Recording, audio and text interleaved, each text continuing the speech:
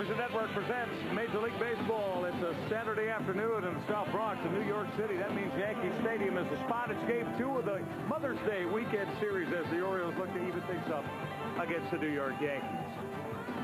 Now, the Birds last night weren't able to get it done, obviously, so they had the 2-game winning streak stopped. The Yankees took care of business early. Good to have you with us, everybody. Michael Regai and Jim Palmer. And, Jim, last night, that 5-run first inning by the Yankees, and all night long, Alfonso Soriano was a tough out for the Orioles. He made a lot happen at the bottom of the lineup. Well, everybody wanted to have him in trades the last couple of years, and I think we had a pretty good idea last night why. The ability to hit the ball where it's pitched. In fact, all the Yankees last night on their way to 14 runs and 15 base hits. I mean, he slides his ball up the gap down in the corner. The Yankees hit 5 doubles on the evening. And even the good pitches. There's a ball inside middle. He hits it right down the right field corner, and then later on drops a ball that I think a lot of people felt that off Chad Parado that maybe Brady could have caught, but a long night, ball falls. And on the night, he has a career-high 2 doubles, career-high 4 RBIs. And you can see right now that batting average at 294 among the American League rookies. So the bottom line is, not walking a lot, but when he swings the bat, a lot of things, good things happen. Orioles pitchers will have to certainly put a lot of input to try to get out Alfonso Soriano. Chris Richard has had a big road trip for the Birds. We'll get to the starting lineups next. Today's coverage of Orioles baseball is brought to you by Volkswagen. See your Baltimore or Annapolis Volkswagen dealer for a test drive, or visit VW.com. On the road to life, there are passengers and there are drivers. Pepsi, the joy of Pepsi. Pepsi, the choice of Major League Baseball. Verizon Online, DSL. Get the web in real time. Union Elections from Local 24. Nissan. Visit your greater Baltimore area Nissan dealer today. And by Southwest Airlines, who celebrates 30 years of freedom. 30 years, one mission, low fares. Orioles are hoping that the sun will shine on them this afternoon, much like it is all over New York City today, and what is turned into be a glorious Saturday afternoon on this Mother's Day weekend. All right, let's take a look at our Papa John's Orioles starting lineup as worked by Mike Hargrove this afternoon. Jerry Hairston is going to lead off for the second time this year, play second base. Mike Bordick will hit second. He's at shortstop. Delino DeShields is in left field. He'll hit third. The cleanup hitter is the first baseman Jeff Conine. Cal Ripken's bat is alive, and Rip is playing third base and hitting fifth. Chris Richard will play right field. Richard hitting number 7 today. Melvin Moore is at center field. Mike Kincaid, who went deep in the home run last night, will hit 8th, DH. And doing the catch and hitting number 9 is Brooke Fordyce. Jim, how about Joe Torre's Yankees defensive alignment? Well, here's a defense that's sometimes maligned. Justice not hitting well, doesn't want to be the DH, so he's going to play left field. Bernie Williams in center, O'Neill in right. Brocious, Jeter, Soriano, and Martinez around the infield. And behind the plate this afternoon with the young left-hander on the mound, Jorge Posada will do the catching. Ted Lilly, only 25 years of age. He'll be the starter. Kind of won the 5th starting job by default. A number of other guys tried to assume that role. They've won all his 3 starts, even though in his last start, you have to go back to the game in Baltimore. You can see the numbers, a lot of strikeouts. He had a 5-1 lead against the Orioles, and finally Jeff Conine, he threw a lot of curveballs, just got a hanger, hit it over the center field fence for his 4th career grand slam, and Lilly gets a no decision. But the Yankees have won all his starts, they've scored a bunch of runs for him. All right, Jim, so what do you say we have a roll through our 4 keys to the game for the middle game of this weekend series? Well, for the Orioles, you better will to Lilly. I mean, you know, the day before Mother's Day, you can see the last game, he gave up 5 runs in 4 2/3 innings, blew that 5-1 lead. You can call me Jason, you can call me Jay, you can call me Stopper. You know, trying to win for the first time on the road is Jason Johnson. And for the Yankees, Bronx merry-go-round up here last night. They batted around 3 times last night, and once again, they support Ted Lilly very well. 6 runs per game in his 3 starts, and they have won all of them. You know, Lilly's record comes in at 1-0.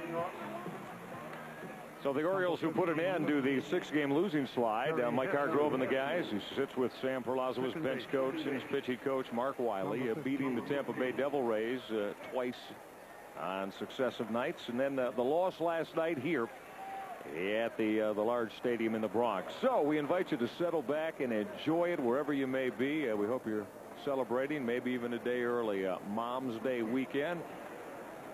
And it is indeed a magnificent afternoon for Orioles baseball as the Birds will go after Ted Lilly. Jerry Hairston to lead it off. Hairston against a left-hander, moved up from the number 9 spot by Mike Hargrove, as Lilly will miss inside to get us underway.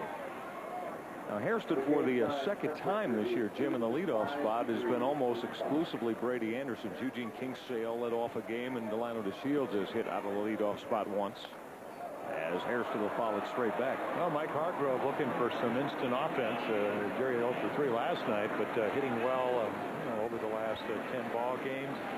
And with Brady Anderson hitting under 200, you really need to plug in somebody that you hope will get on base, get the on base percentage a little bit higher. I mean, Brady with a 26% on base percentage, and as you talked about last night, usually around 36, 37%. That is drilled fair inside. Tino Martinez in the bag and into the right field corner. O'Neill will pick it off that barrier, and extra bases for Jerry Hairston. So there's the type of start that Mike Hargrove anticipated in writing Hairston's name into the leadoff spot. Well, I think if you're any of the Oriole players and you watch the Yankees attack last night, they not only hit the bad pitches that the Oriole pitchers threw, they hit the good ones.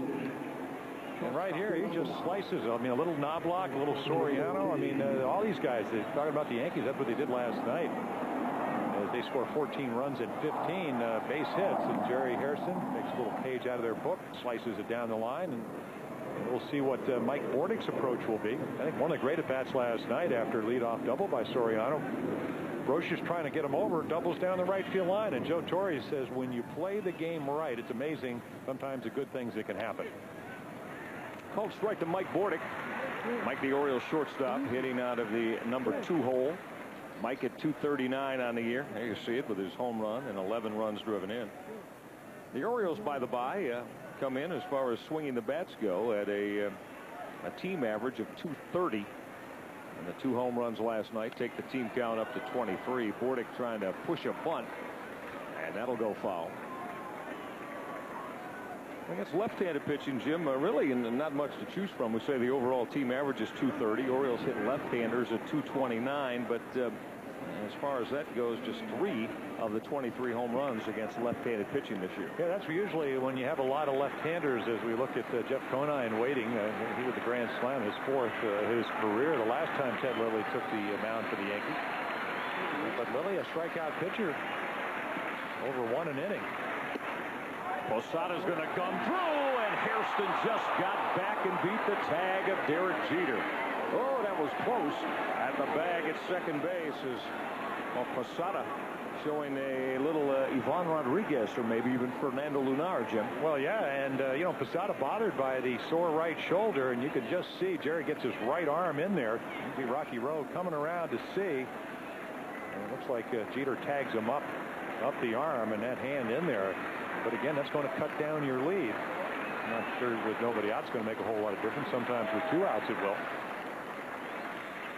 1-2 to Bordick is a yanked deep, but foul into the upper deck and left. And we were talking when Ted Lilly pitched against the Yankees, against the Orioles in Baltimore. He reminded me a little of Tom Glavine in the sense that it looked like his command was better away.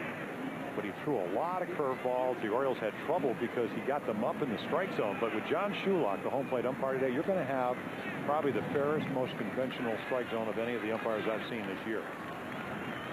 John Shulock will get down, not quite on that one knee, as used to be the case. And Jim, I think John has maybe moved up a couple of feet or so where he calls balls and strikes from these days. Yeah, he's always a guy that, and again, you have to think about the fact that he once roomed with Rick Dempsey in the minor leagues.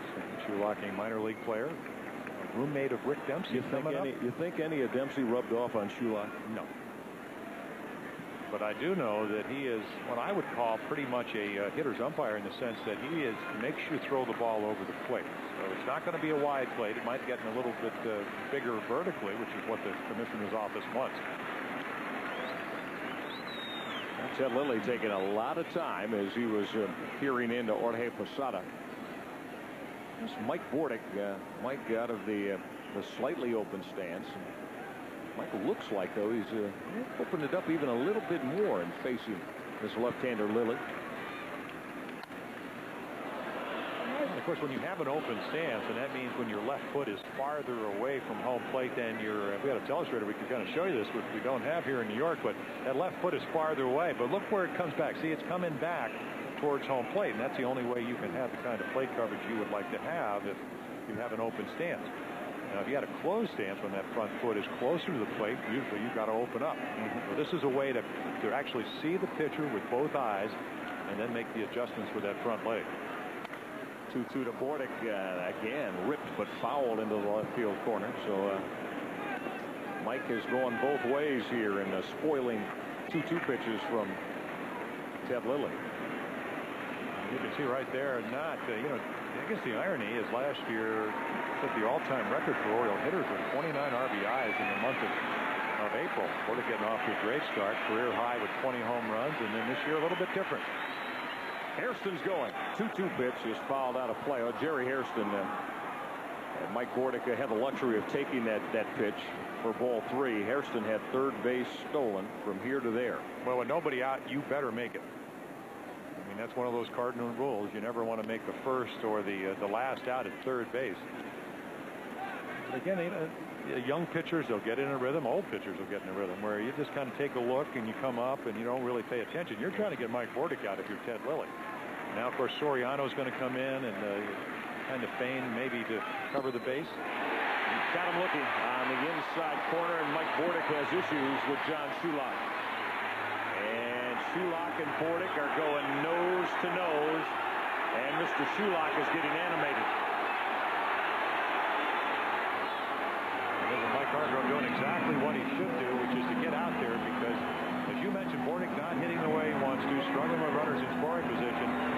And, Shulock's been around a long time. Very, very good umpire. And if you're Mike Hargrove, you want Bordick out of there before he may say something that may exacerbate the situation. Mike thinks that ball's inside. Let's take a look right here from home plate. He thinks the ball's a couple inches off the inside plate. He can't believe it. Nothing more frustrating than to get called out looking with a runner in scoring position when you're struggling.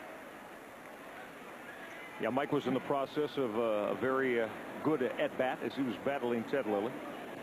The foul balls and on the 2-2 pitch. There's Delino to Shields as Lilly will miss up and in. So Delino hitting in his familiar number 3 spot in the lineup, and along with Chris Richard, who's in right field today, the only 2 left-handed bats that Mike Hargrove has opted to go with against this left-hander from the state of California, Ted Lilly. Well, the lefties coming in were 3 for 26, so I can understand that. Now, right-handers hitting 300, 12, at least initially 12 for 40 before this game started. Chris Richard getting one of those hits, an infield base hit against Lilly in Baltimore in his last start, but he's been tough on lefties. The Shields tried to check it and it went too far. Delino trying to get going with the bat again. The last road trip, Delino was the Orioles' hottest hitter. That was, of course, a trek through. It started against Tampa Bay and then through Detroit and Minnesota. Delino hit 400 on that trip. At 14 for 35, but has cooled since, going just 4 of his last 37. There's a Lilly breaking ball, Jim. He's able to spot that usually, though, when he either even or ahead in the count. Well, that's a pitch that he used so well in Baltimore. He hung some, but actually he was getting the high strike that night. He was throwing them out of the strike zone, at least as far as the Orioles hitters, and they had trouble getting on top of that hanging curveball. But Silconine hit the grand slam home run in the 5th. But the irony of this game is you go back a couple of years. One year Mike Bordick and Brady Anderson were the lowest in the American League versus left-handers. The next year under 200. Next year Bordick hits 400 against left-handers. Delino to Shield last year hit 344 against left-handers. He comes in here in May struggling just with the bat in his hand regardless of who's pitching. 0-95, 2 for 21. Different season. And something that just didn't happen last year, because you certainly have to be able to focus and keep your composure and your perspective of what you want to do. And then the next year, it just shows you nothing in this game is automatic. A league adjusts. Oh. And again, the 2-2. Breaking ball. Mosada had to dig it out of the dirt. So Ted Lilly, after the leadoff double by Jerry Hairston, working deep in the count to Mike Bordick with 4 foul balls, and now the same as he'll run the count full to Delino DeShields. Jim told you all about Lilly's last start at Oriole Park, and of course 9 days rest as Joe Torre opted to keep his big 4 on their days. DeShields with a base hit opposite field. That's going to get Hairston to the plate on the line drive single to left by Delino DeShields. Fought it off.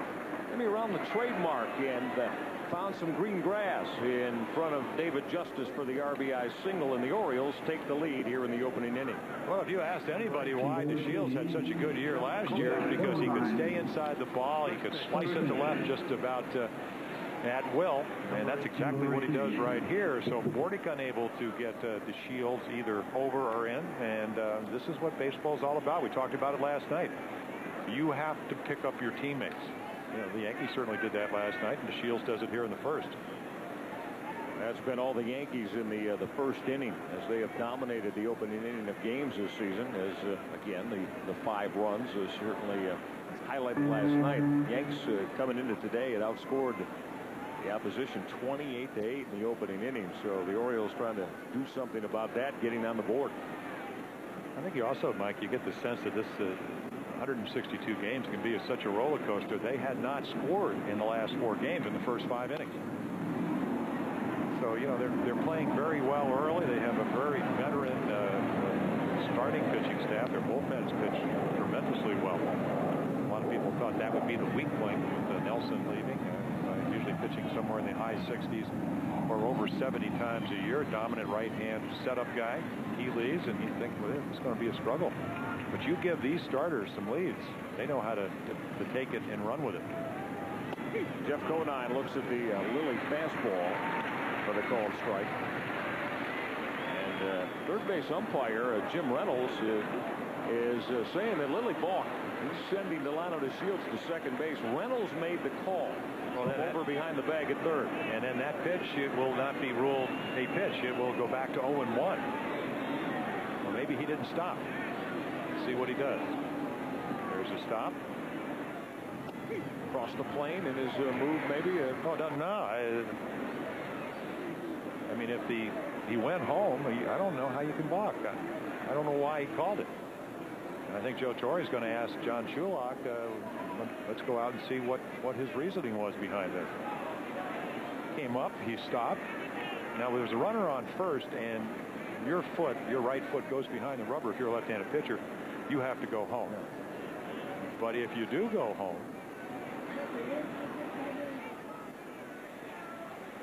I mean, that's not a balk that I see. It did look to go behind the rubber, but well, that's fine. He went home. He continued to the plate, right? Well, Joe Torre satisfied.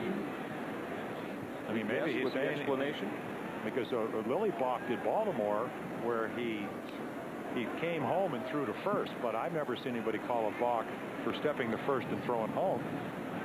And it's the only reason that I could see maybe the balk was called this afternoon. So again, they'll wipe out that last pitch. It was a called strike to Jeff Conine. So instead of 0-2 and DeShields at first, it turned into DeShields in scoring position, and now the count at 1-1 on the O's first baseman and cleanup hitter Jeff Conine. Let's see if the Orioles can take advantage of this. I mean, go back to last night's ball game, and of course, when the other team scores 14 runs and takes advantage of 7 walks and gets 15 hits. But you go back to the first play of the game, Brady hits a pop fly that falls in, shouldn't have fallen in, doesn't run real hard, gets thrown out at second. How many opportunities you get against some pitcher, especially against a guy like Mike Messina?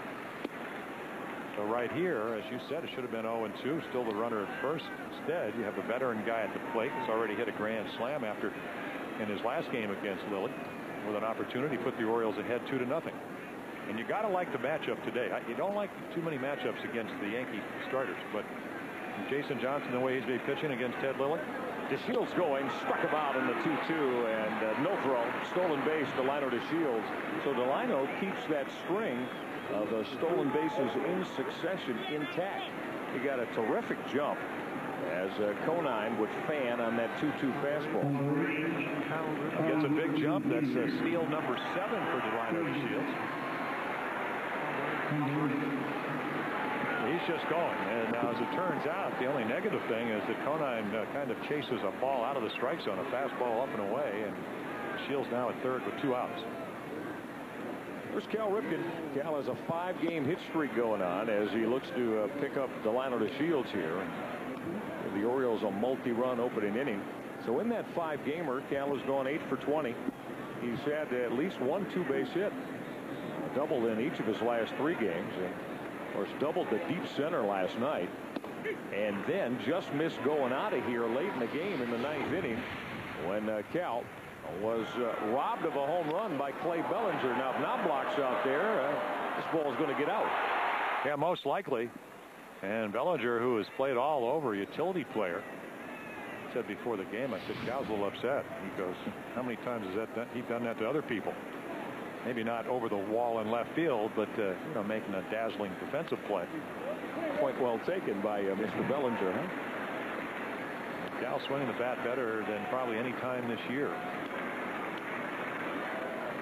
I was talking to Cal yesterday about pitch recognition, and yeah, most important thing in hitting a baseball. Now, whether or not you process your swing, and sometimes you're rushing through it, and yet that is when pitch recognition isn't at its premium. Ripken will foul it straight back. Well, we're looking at it this way.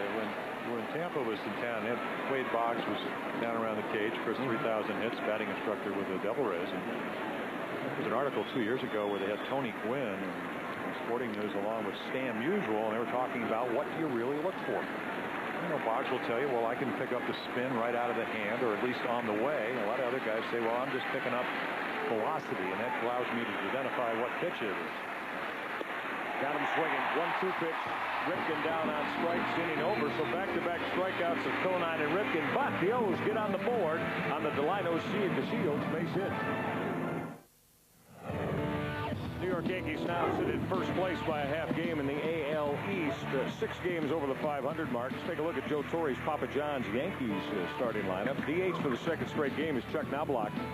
Hitting second is Derek Jeter, who was on base 4 times last night. Jeter at shortstop. Paul O'Neill plays right field and hits third. Bernie Williams battling the slump, had a couple of hits last night. He's a cleanup man. Tino Martinez will play first base and hit 5th. Jorge Posada, the switch hitting catcher. David Justice is in left field. Hitting 8th, the hitting hero last night, Alfonso Soriano at second base. And the number 9 hitter is the 3rd baseman, Scott Brosius. And Brosius, as you see, with 3 home runs, and all of those against the Orioles staff last weekend at the Yard in the 4-game Yankee sweep. And on the mound, it'll be the 27-year-old right-hander Jason Johnson. Johnson looking to go above the 500 mark. He'll do that if he can grab a win against the Bronx Bombers this afternoon, and he's in the strike zone to start off Chuck Knobloch. Yeah, last appearance was against the Yankees, where he got a no decision and pitched extremely well. Just last Sunday, 6 hits, 7 innings. It did not walk anybody. 4 strikeouts, only 1 run.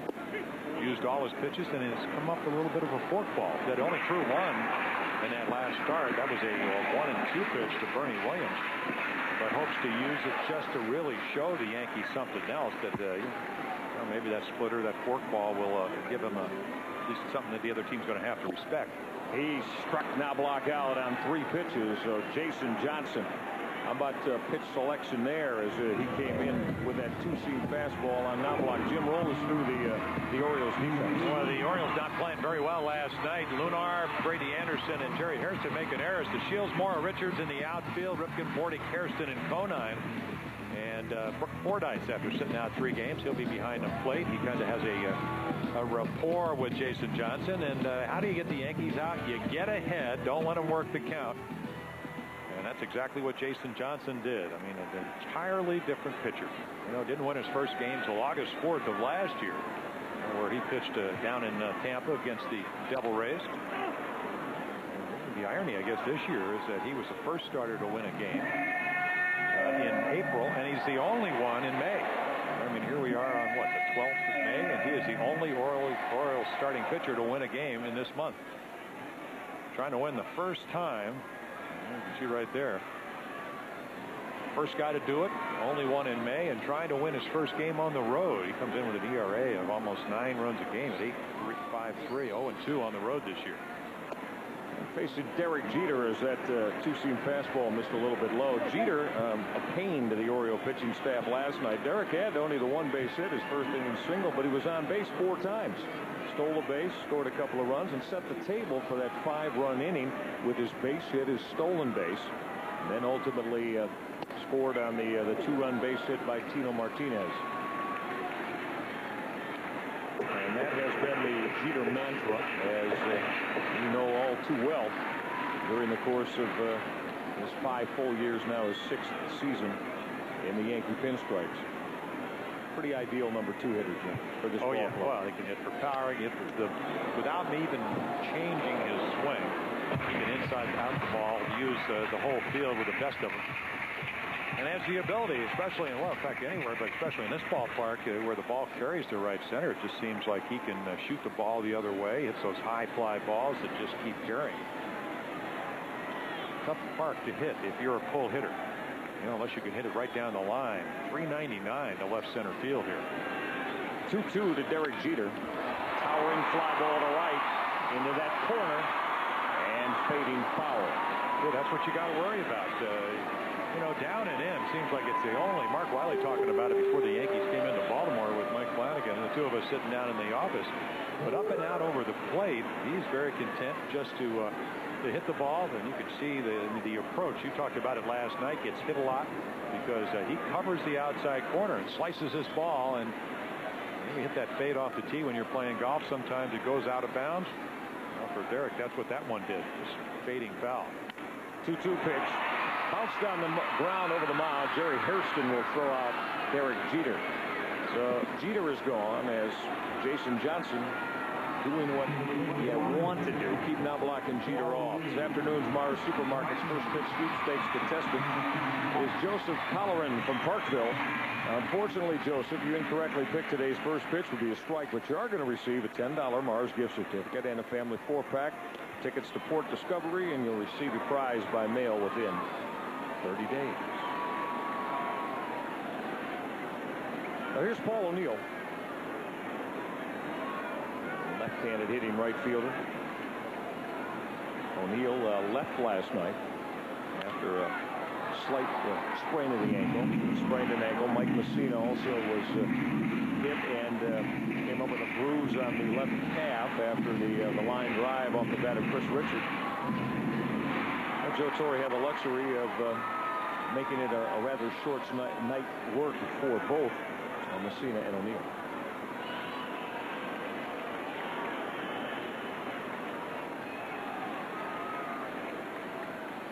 Jason Johnson's 0-1 pitch. That'll miss the outside corner. Well, Jim, Jason Johnson, we talked about the terrific performance last week, but he's 0-4 against the Yankees, but has pitched much better against them at Oriole Park. Here, it's been a struggle. Well, this is the Bronx. This is Yankee Stadium. I mean, you walk in here, I mean, it just kind of just steeped with tradition as O'Neill pounds one into right field. I always loved pitching here because I grew up here, and you like that. You like the energy level that this ballpark brings to you. I mean, it's very much like Camden Yards, but I think if you're a young pitcher, as we look at O'Neill, I mean, just getting the ball down and in. And 38, the bat's still quick enough to be able to get the bat head out. He just shoots it into right field. But when you come here, you got to be able to sometimes. And Jason Johnson, he's already, when we got out here at about 10:15, he's already here. He's had breakfast. He's ready to pitch. So you got to calm down sometimes and control that adrenaline rush that you sometimes get when you get big crowds and vociferous, noisy crowds. Hey, just saw the home road breakdown this year of Jason Johnson as he bends the breaking pitch in for a called strike on Bernie Williams. And that reflects what we were talking about against the Yankees for Jason Johnson in his career work against them. Well, Bernie Williams had a couple of base hits last night. And Williams now with the modest 3-game hit streak going on. O'Neill's going. The throw from Fordyce is not going to be in time. Stolen base, Paul O'Neill. number 6, only been caught once, 38 years old, pounds the ball off his right shin. And once again, Jason Johnson at 6'6". They haven't been really running on him. It's only the 6th stolen base. They've caught 4, but the high throw from Fordyce doesn't give the Orioles a shot to throw out O'Neill. I mean, maybe a throw a little bit lower. And if you're Mike Bordick, you just want to catch that ball, drop the glove. But when you have to reach over your head, long way to the ground, even though Bordick's not that tall. So the Yankees running a little bit, trying to get that tying run into scoring position. Breaking ball. Hits sharply at Mike Bordick. Will pick it and throw out Bernie Williams. Inning over. So the O'Neill base hit and stolen base does not do any damage. Jason Johnson and the O's with a 1-run lead.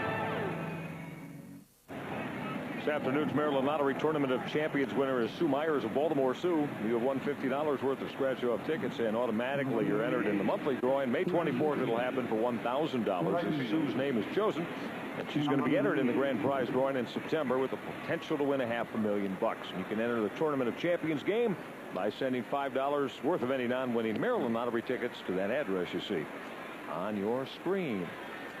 Joe Torre continuing with the crew chief, the home plate umpire. Well, first it was with John Shulock between innings, that with Jim Reynolds after the ball call. Yeah, I think of what happens. I mean, Ted Lilly, he's one of, in many senses, one of those classical left-handers that throws across his body. In other words, he's going to start on the first base side of the rubber.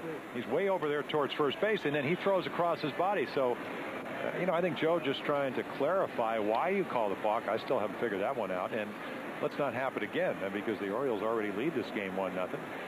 And for peace of mind for both Ted Lilly, Mel Stottlemyre, the pitching coach, and especially the Yankees and Joe, you know, what is he doing wrong? So maybe we can keep him from doing it again.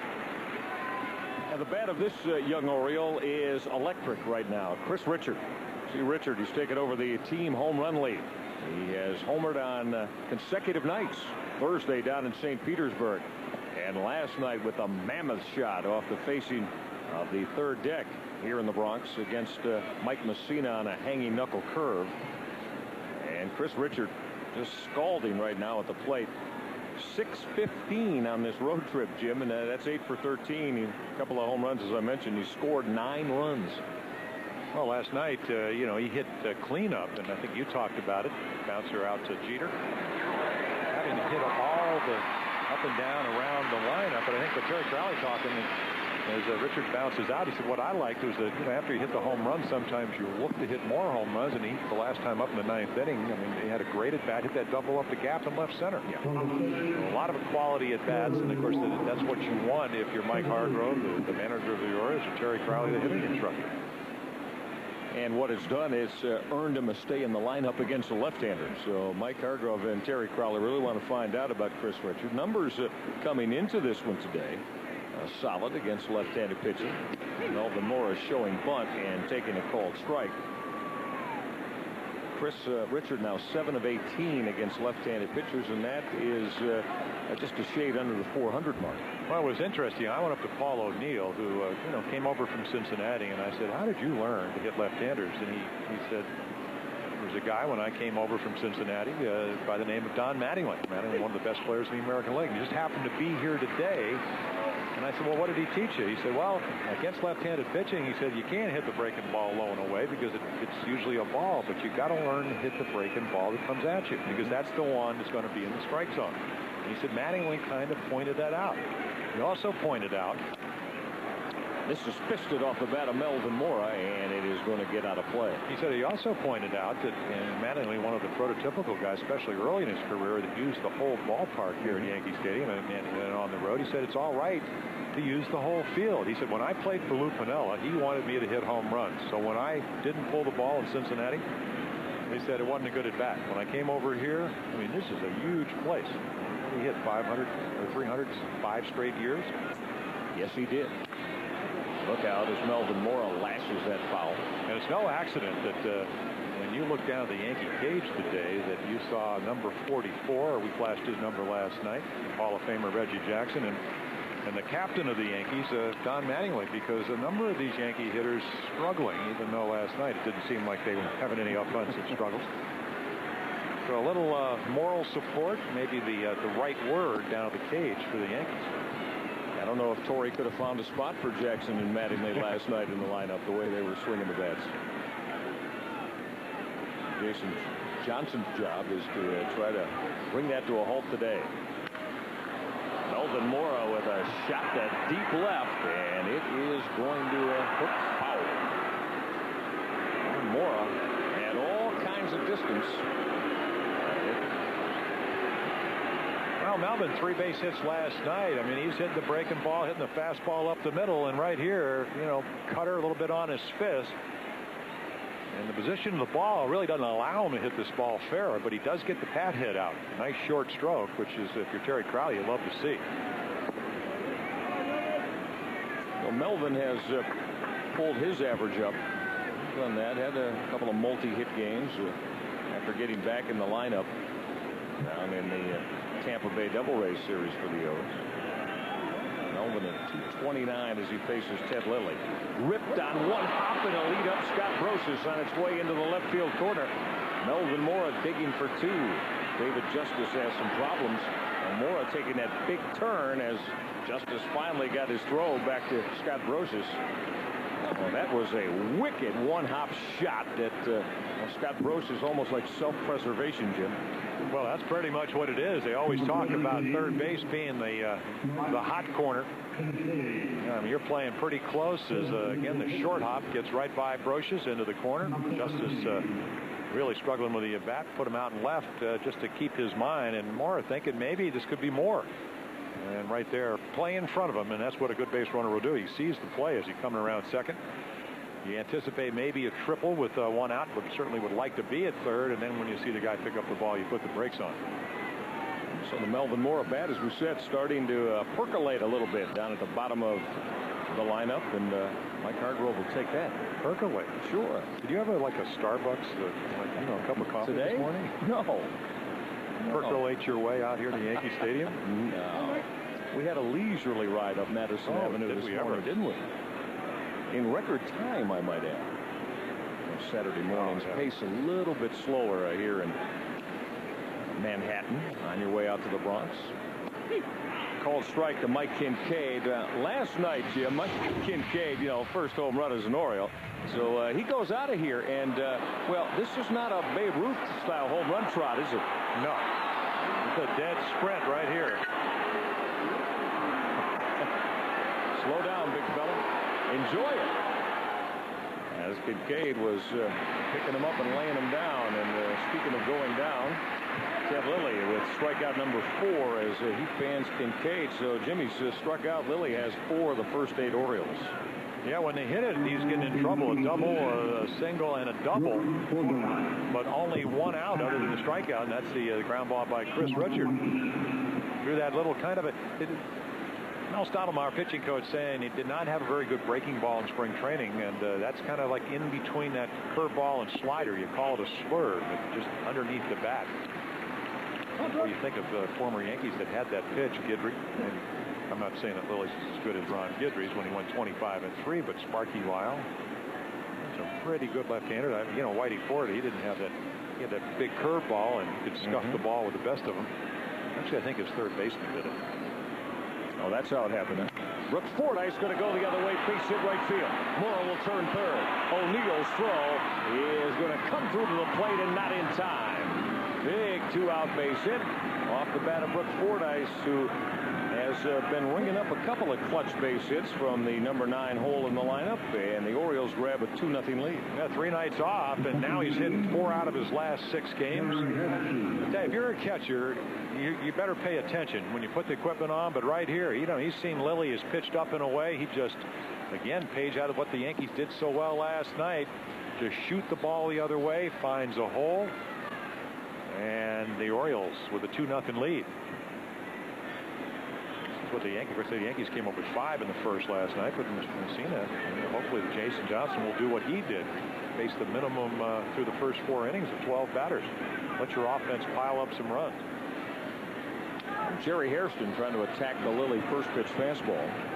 Jerry went the other way as he laced a 2-base hit by Tino Martinez and over that first base bag into the corner and right, his first time, and scored the first run of the game on the Lionel Shields RBI single. You think about the great success that the Ravens had last year on their way to the Super Bowl. I mean, this is really where the Orioles have to play. You got to play good defense. Fordyce going there, no throw. A huge jump, terrific anticipation from Brook. Jim, that right leg comes up first movement, and Fordyce is gone, huh? Well, I think he's a little gun shy. Remember, again, the balk earlier today. In Baltimore, they called the balk.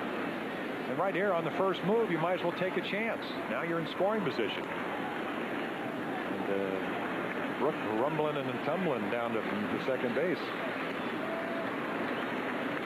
Hairston will wait the 0-2 pitch.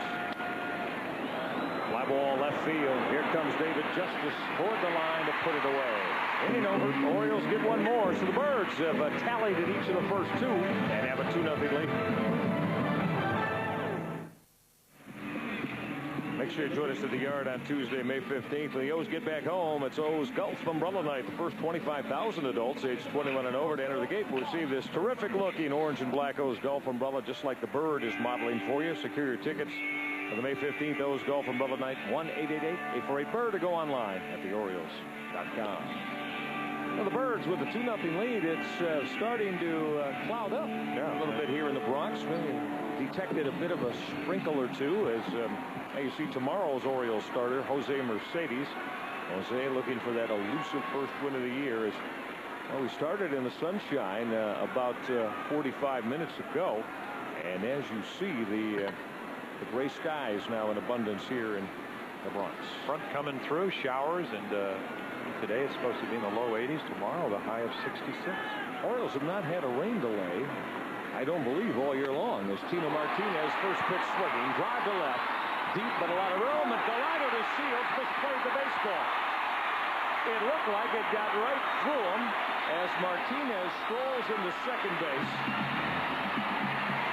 Well, Shields was there to make the play. Yeah, the analogy I was going to make about the Ravens is that, you know, you're not going to score a lot of runs, but you can't make mistakes. You got to let your defense help you. And that's, of course, what the Ravens used all year long. I mean, he's right there. He just doesn't catch it. Thought he had it, a track on it.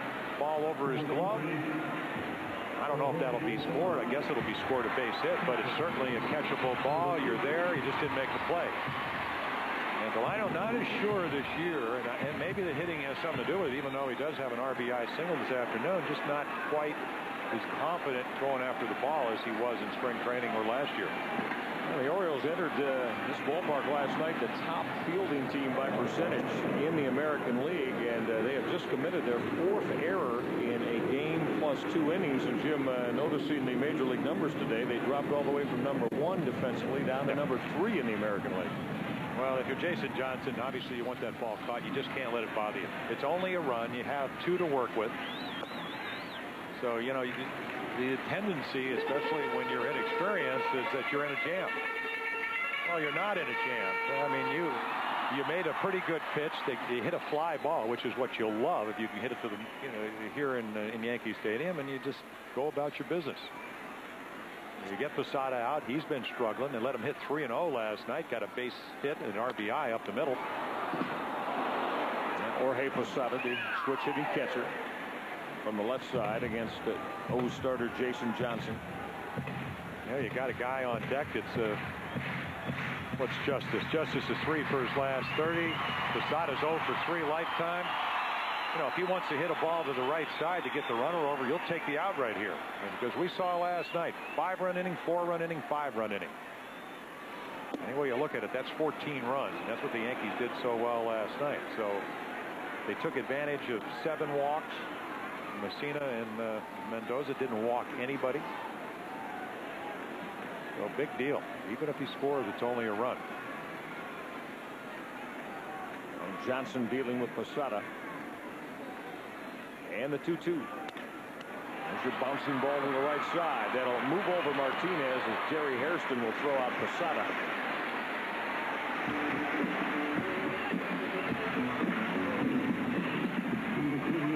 Jason Johnson last Sunday. I thought this young man, I was the most impressed with him, Jim, in that performance against Mike Messina.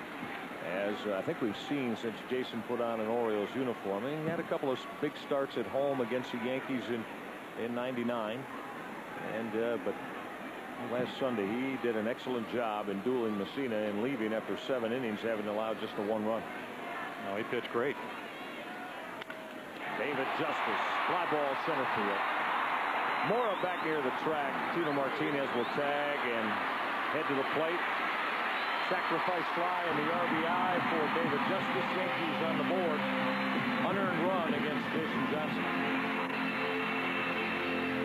Well, the Yankees did their job. You get 15 base hits, you score 14 runs, you play little ball. He did it last night. Did not hit a home run. How many times you put 14 on the board? But right there, Mike Hargrove knows Yankees have a run on the board they shouldn't have. So the routine grounder by Posada gets him to third, and then you have a guy 3 for 30. What you do by doing that is allow him to make an out and score a run, and that's productive offense. Alfonso Soriano, quite a night last evening for the rookie from San Pedro de Macorís. This is pretty much just a carryover of what he started for the Yankees in spring training at their Tampa base, when he had an excellent spring and made an opening day start. Last week had kind of tweaked a hamstring and did not start a couple of games against the Orioles at the Yard. But Jimmy can fly, and as we talked about last weekend, a whole new dimension for the Yankees down in this number 7 hole. You go back into this run of Joe Torre's team. Used to seeing guys like Chad Curtis and maybe even Wade Boggs a little bit in '96 hit down here. Then down through the years, Glenn Allen Hill, after they picked him up, was always more of the big thumper down at the bottom of the lineup. But now they've got the speed there. Oh, they do, and that's why they're leading the American League in stolen bases with 43. They had gone 17 straight games until about 4 games ago.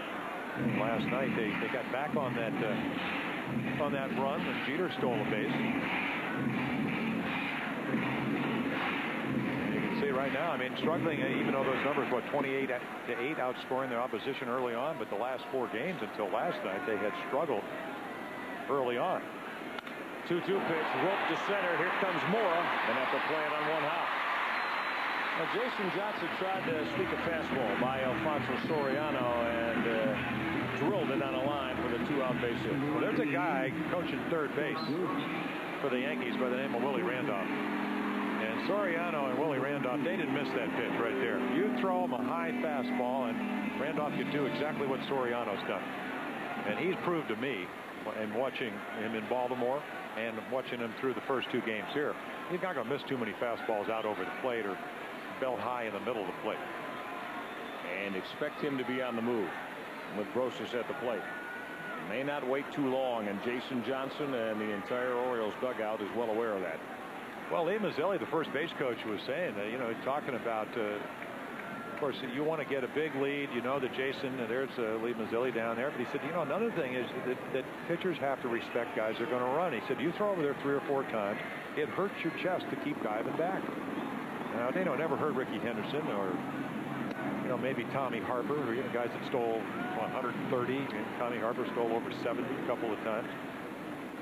But what it does do is take Jason Johnson out of his rhythm, and that's what speed does. And the Yankees, Jeter, Knobloch, Soriano, they can all run. We've already seen O'Neill steal a base at 38. You wouldn't think, but he's got good instincts.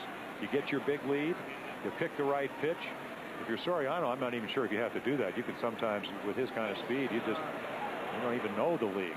You just get your lead, take off, and you're going to say, okay, Brooke Fordyce, can you throw me out? You're going to have to make the perfect throw. Johnson keeping close tabs on Soriano, bluffed like he was going to go, and then slammed on the brakes as Johnson falls behind Brosius 2-0. Johnson's got to speed up his windup. He's got to hold the ball. He's got to throw over there. Brooke Fordyce he's trying to. He can't relax the plate because he knows he's got to be ready after every pitch that's received to be able to throw. So a lot of times you don't give the umpire the same look, even though that's what you try to do if you're catching. Soriano's going. Pitch misses. Throw from Fordyce. Not in time. So they did everything perfect. Number 12 for Soriano. That'll tie his teammate Chuck Knobloch with the Major League lead. Johnson at 6'6", very deliberate to the plate. He speeds up his windup. He throws a fastball, ends up to be ball 3. Fordyce comes, just running and gunning out of his stance. And Soriano, once again, the crossover step, takes a look. Throw on one hop, not a bad throw, but again, just speed. And that's what Soriano, Joe Torre said it best after one of the games in Baltimore, fresh legs. That's what he brings to the Yankees. And Johnson, while paying a lot of attention to Soriano, falls behind Brosius. And Joe Torre should go ahead and take a green light. And that backswing clipped Brooke Fordyce. 3-0 changeup. And you hope that Brooks all right. He wears the batting helmet right there, right on the top of the head.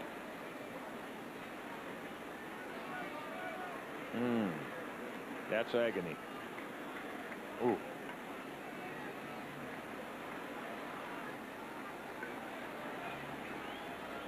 So Fordyce back behind the plate. Not enough money. Wouldn't want to be there. Oh, no. 3-1 to Brosius. That'll miss. And the Yankees have a couple aboard. And that'll get the leadoff hitter Chuck Knobloch to the plate. And what is that misplay by the Shields? Gives them an extra out. Pitch count going up. Exactly what the Yankees want. And it may not have any effect early in the game. But what do the Yankees do? They want Jason Johnson out of the game as soon as they can get, and they want to get into the bullpen. And the sooner the better. And of course, the Orioles want the same thing with Ted Lilly. So it's a game of attrition in a way.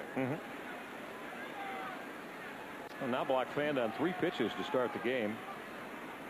37th appearance for Knobloch in the leadoff spot. That's in every game the Yankees have played. Knobloch taking a shot the other way.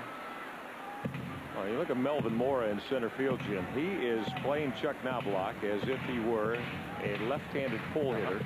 He is probably 12 to 15 yards to the right field side of second base. Well, that's, I think, what really the game plan is. And you can see Melvin over there 5, 6, 7 steps. And if you throw Knobloch a lot of fastballs, he's going to hit the ball the other way. Last night he hit a breaking ball up the gap in left center for a double. He singled to right, one of those old Minnesota Twin hits that he could get just about any time when he hit over 340 one year. But again, Paul O'Neill, when he was talking about what Mattingly taught him to do, he said, look at Chuck Knobloch last couple of years trying to hit home runs, batting average way down, on base percentage. Well, Knobloch is a leadoff hitter, high percentage guy that can hit home runs, but not when he's trying. When you get behind him 2-0, 3-1, but his job is to use the whole field, get on for the rest of the guys. Try to hit home runs, especially in this ballpark. If you're a right-handed hitter, you're not going to do it. It's going to bring everything down. Batting average, on base percentage, your ability to score runs. Jason Johnson on that 0-2 pitch came up and in and drilled Chuck Knobloch. Mark Wiley, Oriole pitching coach, saying, boy, last night they just felt very comfortable out over the plate. So if you get ahead, we're going to have to come in. Now, and that's the difference. Remember the number I told you about last night back in 1980? One every 245 Major League at bats somebody got hit. It's down to 101. And the reason, and Mark Wiley mentioned about, is that you have lack of command pitching in. Hitters don't look there. Pitchers can't throw it there. So when you do come in, sometimes the ball gets away from you. And that loads them up. And the Yankees hitting .440 with the bases loaded this year. Well, Mark Wiley and Jason Johnson going over how you want to pitch to Derek Jeter. Nowhere to put him with Soriano and Brosius and Knobloch manning all the bases here in inning number 2. Now, this is the first time that Derek Jeter's hit with the bases loaded this year. Probably a good thing for the league. There it is, career-wise, is Jeter even a little bit better than his career average of about .321 and some change. So can Jason Johnson make the pitches he needs to keep the Yankees from doing further damage and holding on to this 1-run Orioles lead. Johnson will work out of the stretch to Derek Jeter. Jim, have you seen anything in release point right now of Jason Johnson? Oh, yeah. And, you know, again, that's been Jason's problems over the last 2 years. Right now, standing straight up, can't get over the front side, so he's going to leave the ball up in the strike zone. But this is what's so difficult about pitching at the major level. You're in the Bronx, probably 40 plus, looks like almost 50,000 here, maybe 45,000. You're trying to find your release point, and you're doing it with one of the great hitters at the plate. First pitch he went out of the stretch. Now he's going back to the windup. Well, he's down the mound so quickly he can't get his arm out in front of him, and that's why the ball's staying up. But with the bases loaded, boy, it's tough to make an adjustment. You don't want to throw the ball down the middle to Derek Jeter. And he won 127 at bats before he hit his first home run 2 nights ago. But you can take a look right there. Again, see, I mean, he struggles early with his rhythm, and the Shields misplaying that ball. Otherwise, he'd be on the bench. It'd be 2-0. He'd be rested. Ground ball to third. Cal Ripken had it bounce off his glove. Everybody's safe.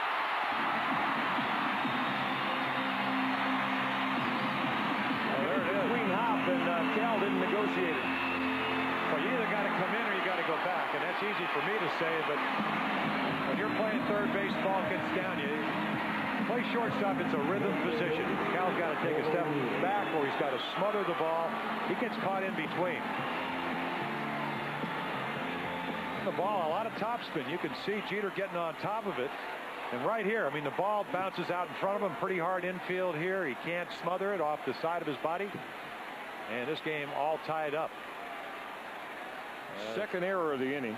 So that's 5 now. Yeah, 5 in the series in 11 innings. Bases remain loaded for Paul O'Neill. No RBI for Derek Jeter. So the Yankees have gotten 2, and they've been gifts. No other way to say it.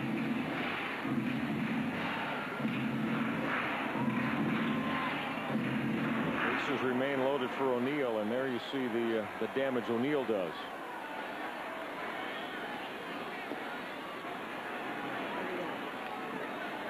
Jason Johnson, who has given up the 1 base hit to Alfonso Soriano this inning, finds this one tied at 2 apiece as he came to the mound with a 2-run lead.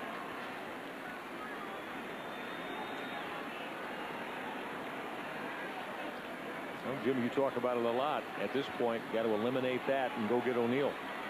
Well, that's what it comes down to. How do you play the big point? It's the big point right here. We were out at Flushing Meadows in the U.S. Open. I mean, this is what it comes down to sometimes.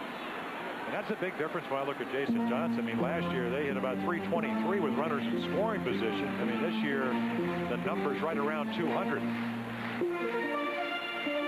So maybe this jam not of his own making, but it's his responsibility with the bases loaded. And he's taking a windup. If Brocious had any speed and O'Neill wasn't at the plate, he'd be thinking about coming home, because he's getting that kind of lead down at third base. Hands go together, and you know, Brocious could walk home if he really was an adventurous base runner. Stayed in on Paul O'Neill. Jason Johnson working ahead at 1 and 2. Then going back to John Shulak, if you're a Yankee hitter, you're an Oriole hitter, you can trust the fact that he's not going to give you a whole lot of pitches off the inside corner, so you can take those kind of pitches. I'm not sure you can say that with some of the other umpiring we've seen. Pretty comfortable for the hitters today. O'Neill did not chase on that breaking pitch down in the dirt. Well, see, there's your point right there. I mean, that's a real good curveball. He almost went for it, but again, when you're a controlled hitter like O'Neill, I mean, he's going to wait as long as he can to get the ball to home plate. I mean, he's willing to hit the ball to left field. We saw it last night. He sliced it right down the left field line. He's not thinking home run. He's thinking line drive back up the middle. Let me identify the pitch as long as I can, and I want to try to hit it anywhere. I'm going to cut my swing down. I'm going to subjugate my ego. Not thinking home run. Just drive the ball somewhere. Now the 2-2 to O'Neill. Ripped out couple of skips to Jerry Hairston, who will go to Mike Bordick to get the force on Jeter. Inning over. Yankees use a couple of Oriole errors to tie it at 2 apiece.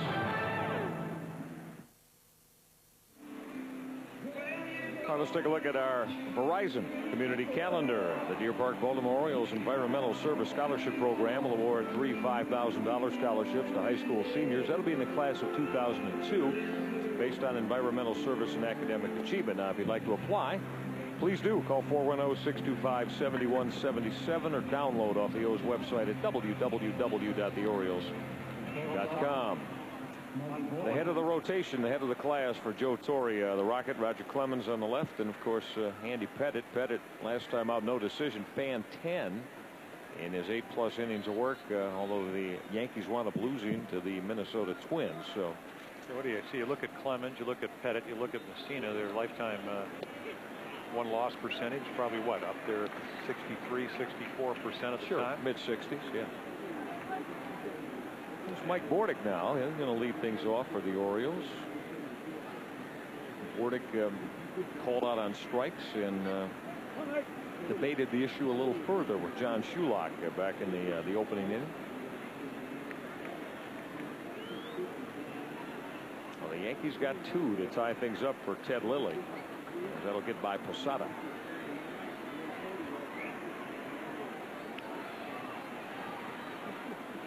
Ted Lilly, who came over from Montreal, originally signed with the Dodgers, 23rd round draft choice.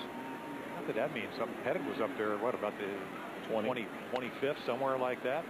Ground ball to the right at Derek Jeter. Throw out Bordick by a step and a half. Well, Lilly comes over and an opportunity. Did not pitch that well this spring. He's smart, though. He's letting him hit it to Jeter. Bad idea to get into. You know, Jeter has 7 errors. I imagine how many. It's funny. I was talking to him before the game last night, and he hurt the AC joint. That was the problem he had. He missed almost all of spring. And I said, "How's it affect you?" And he said, "Oh, not too bad. But you got to think, when you hurt your shoulder, it's going to affect not only your hitting, and maybe that's the only 1 home run, but also your throwing." Delano DeShields with a base hit, drove in a run, stole a base. 7th of the year. Bouncing ball at Alfonso Soriano. A couple of ground ball outs for Ted Lilly here in inning number 3. Well, momentum. That's what this game is about. They make Jason Johnson work after you make the 2 errors, and now Lilly's trying to get back in the dugout as soon as he can. The Orioles have put a run on the board in each of the first 2 as you see the big throng that's here in the Bronx on this Saturday afternoon. Had close to 40,000 last night, probably closer to 50,000 today. Not too many available seats, that is, here at the stadium, as Lilly will work the outside corner at the knees.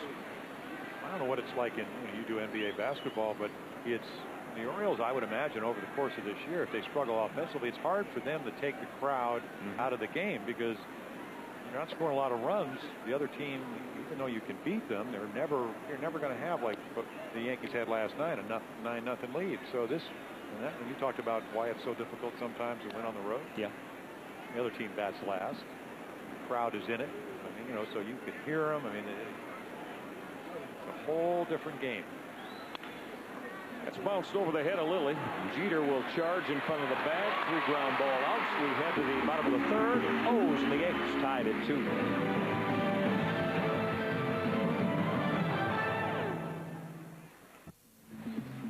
Now the Orioles will be looking for the bat of David Segui to check back into the lineup as we take a look at our IWIF injury report. David with the strained extensor tendon and that base running mishap with Felix Martinez back in late April in St. Petersburg. And well, David had a big day yesterday as he was at extended spring training in Sarasota.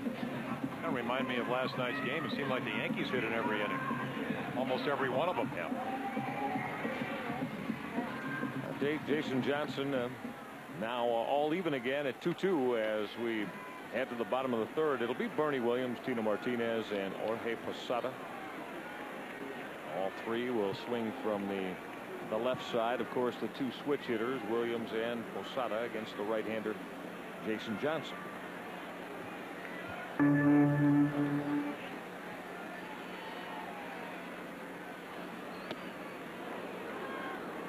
if Jason Johnson now, Jim, as you talked about, can get back into that good rhythm with the mechanics sound here in this third inning.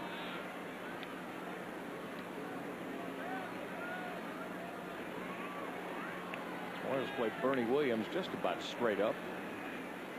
As Johnson will work the knees, and he's quickly ahead at 0-2. See the Orioles defense.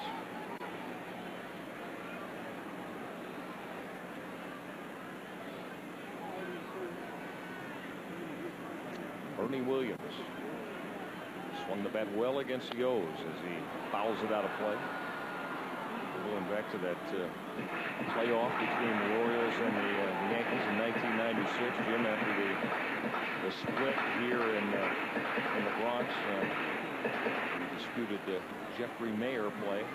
Then the Yankees came back to Camden Yards, and Cecil Fielder was on that club, and Bernie Williams had a huge last 3 games against the O's during that divisional round.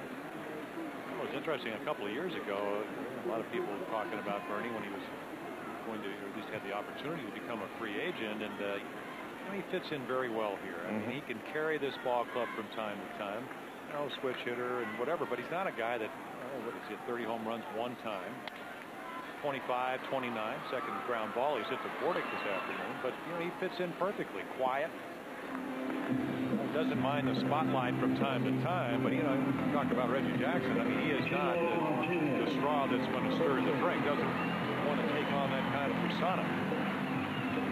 He has turned himself into a good player because coming out of Puerto Rico was I never thought he looked one of these guys that just had the natural gift to play the game. So a lot of it had to be self-taught, or taking advantage of the good coaching that the Yankees have had over the years.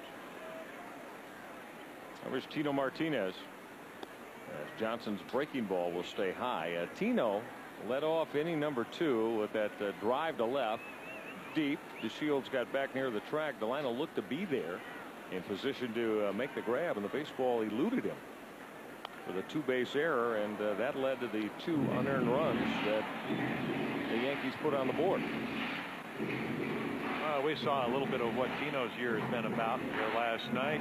Bases loaded. Mark Wiley, Oriole pitching coach, came out to talk to Willis Roberts to get the first pitch, a low fastball, first base hole for a 2-run single, and then hit a line drive the other way. So he's using all the field, average over 300. Line shot to Jeff Conine will pick on one short hop and then get to the bag to retire Martinez. Well, it's a good thing that Tino doesn't run, because Jason thought the ball was caught in the air. That's the only guy that mattered. Mike Everett, the umpire, said it was safe. So Jeff Conine gets up after making a nice play. Right here, I mean, what there? See, feet set, dives to his right. Looked like he caught it in the air, but Mike Everett didn't think so. And right here, with either Jason not getting there and Tino not running, makes the second out. Now Jason Johnson will go after Jorge Posada. That breaking ball backdoors the outside corner for a called strike.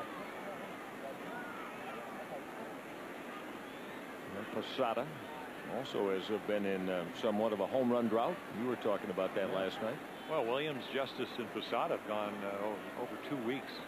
All 3 of them since they last hit home runs. Jeff Conine will pick the bouncing ball and retire Posada. Inning over. 4th inning coming up. 2-2 tie in the Bronx. Today's coverage of Orioles baseball is brought to you by Southwest Airlines, who celebrates 30 years of freedom. 30 years, one mission, low fares. Your Baltimore area Ford dealer. And by Baltimore County Savings Bank. Come home to Baltimore County Savings Bank. All even at 2 apiece as we get set to go in inning number 4. Good to have you along this afternoon, wherever you may be, on the Orioles television network. Michael Regai with Jim Palmer here at Yankee Stadium. Jason Johnson has allowed just 2 base hits, but because of the Oriole miscues, the Yankees able to tie this one up in the bottom of the 2nd. Well, we always talk about experience, and that's what experience teaches you the fact that those things are going to happen. I think Mike Hargrove talking about it last night. He was saying Willis Roberts, last night's starter, was unnerved by the fact that maybe Jim Reynolds, the home plate umpire last night, now at third this afternoon, as we look at Cal step in, he was unnerved by the strike zone. But he said there's just certain things you can control and certain things you can't.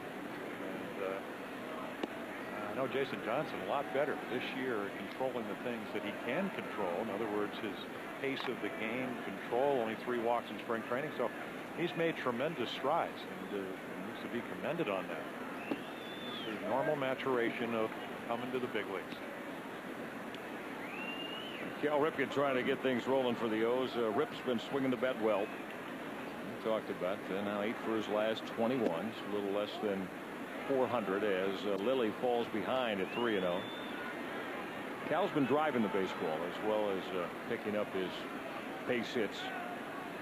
And that is highlighted by his long double to the 408 mark last night as Lilly deals a called strike. And then, as we showed you, Clay Bellinger making the outstanding play, leaping above the barrier to pull back what would have been a Ripken home run. This is drilled to deep left. David Justice, though, is there to put it away. Ripken hit it hard, but David Justice playing Cal correctly to make the grab.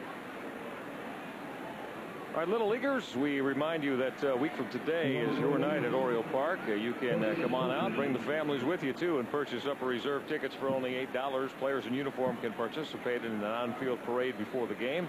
If you like tickets, place your name in the pregame parade lineup. Call the O's tomorrow morning at 410-685-9800.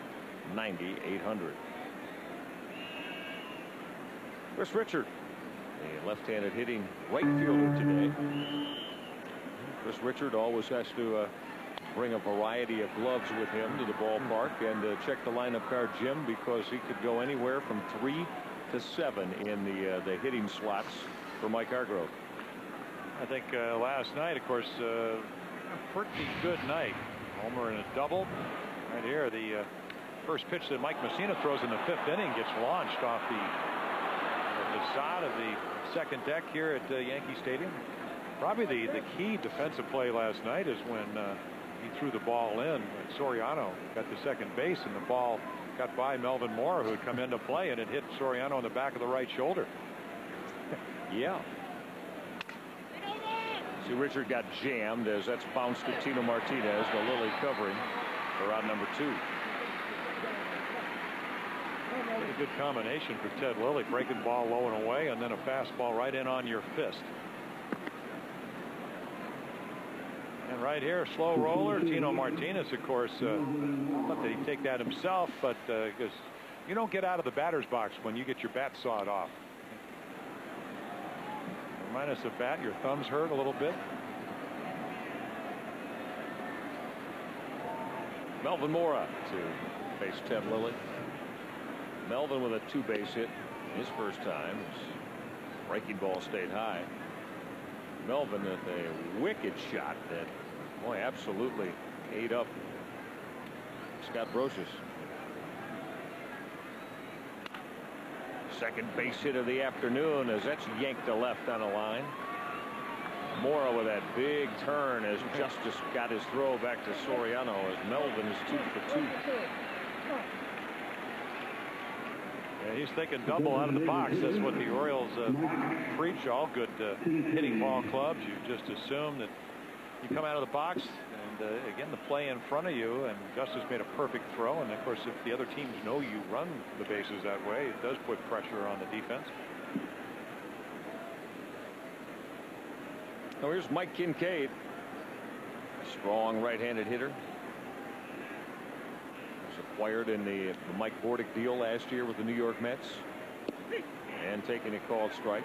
Mike Kincaid played his college baseball at Washington State. A little bit after, of course, with Aaron Seeley and Jason Varitek, teammates out there. Not Varitek, no. Varitek went to Georgia Tech.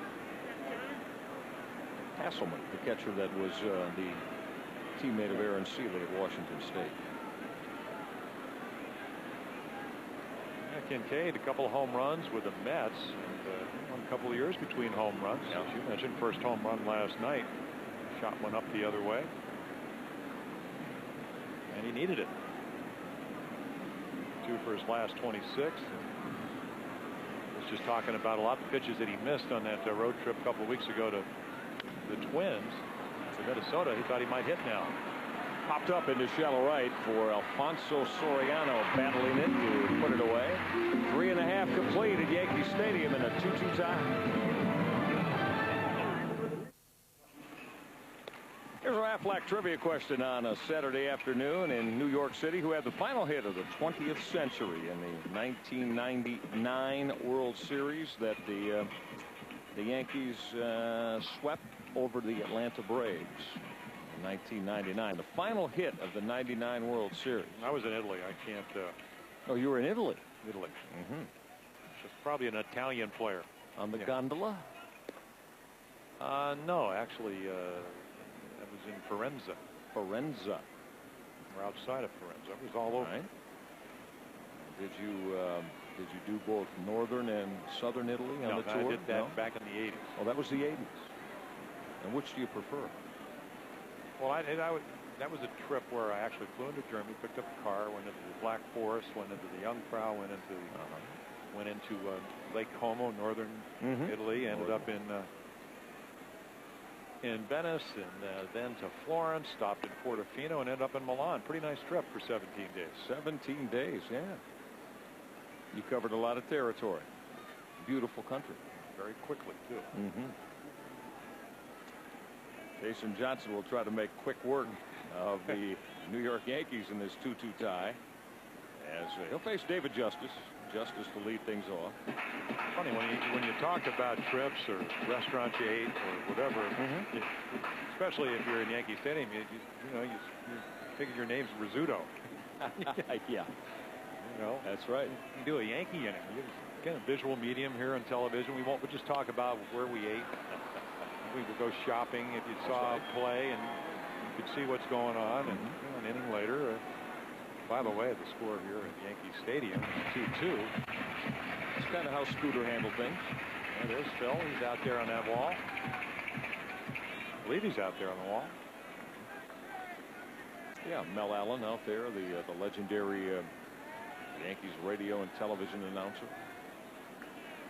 Bob Shepard, the public address voice of the stadium, still going strong at 92 years of age, a former St. John's professor. What a distinctive voice. Started back in 1951 when both Mickey Mantle and Joe DiMaggio were in the starting lineup on April 17th. A lot of memories. A wonderful man. Been around the game forever. Eddie Layton, who plays the organ. Saw him down on the Yankee bench. A lot of tradition here. 26 World Championship.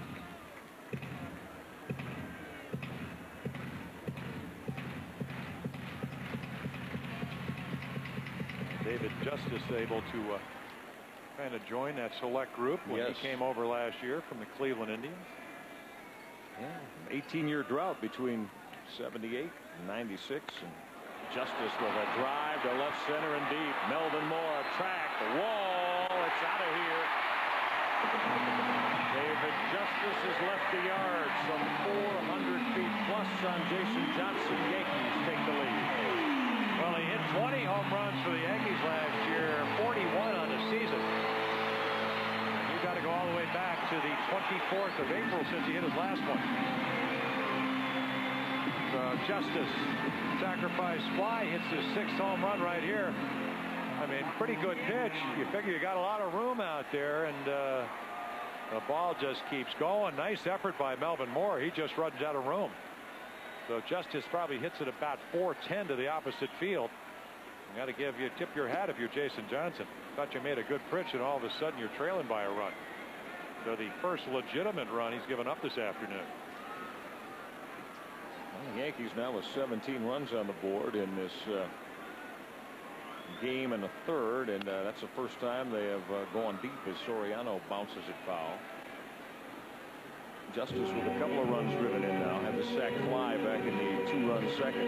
We talked about it in Baltimore. He said, everybody talking about playing for Joe Torre. He said, Oh, here's a guy 3 for his 30. I mean, Joe's a very loyal guy.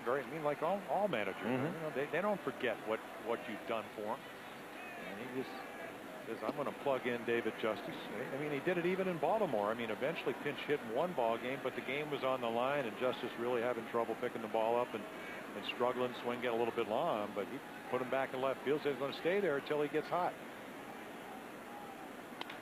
Soriano will go the other way with a drive to right, but Chris Richard has room back near the track, and he's got it for out number 1.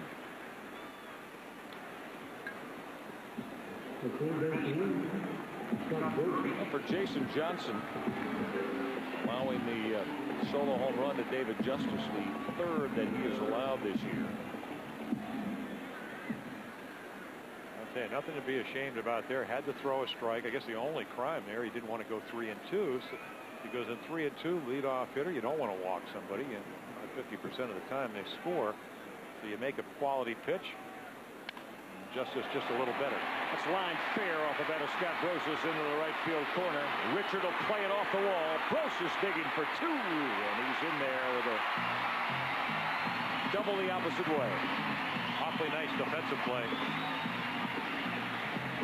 Part of coming to a new ballpark, and you mentioned it last night, riding out on the subway with Chris Richard, as Brosius shows again 3 home runs in Baltimore in that 4-game series. Last night, a double down the line. I mean, this is his approach. I'm not going to pull anything until I get the hitter's count. I'm just going to slice the ball all over the place. And Chris Richard goes down the corner, digs it out. When you come to a new ballpark, that's what you got to figure out, how the ball comes off, which kind of angles in the corner. And Chris did a nice job, strong throw, but Brosius with good speed. He's down at second with 1 out here in the 4th inning. And they just keep putting the pressure on you. It's Chuck Knobloch, the DH, who takes a called strike. One thing we know, Chris Richard, that throwing arm, Jim, that arm can handle playing right field in any yard and making those throws to second base, third base, or the plate. Got to have your best outfield arm there usually. I'll tell you, one of the better trades the Orioles have made in recent years.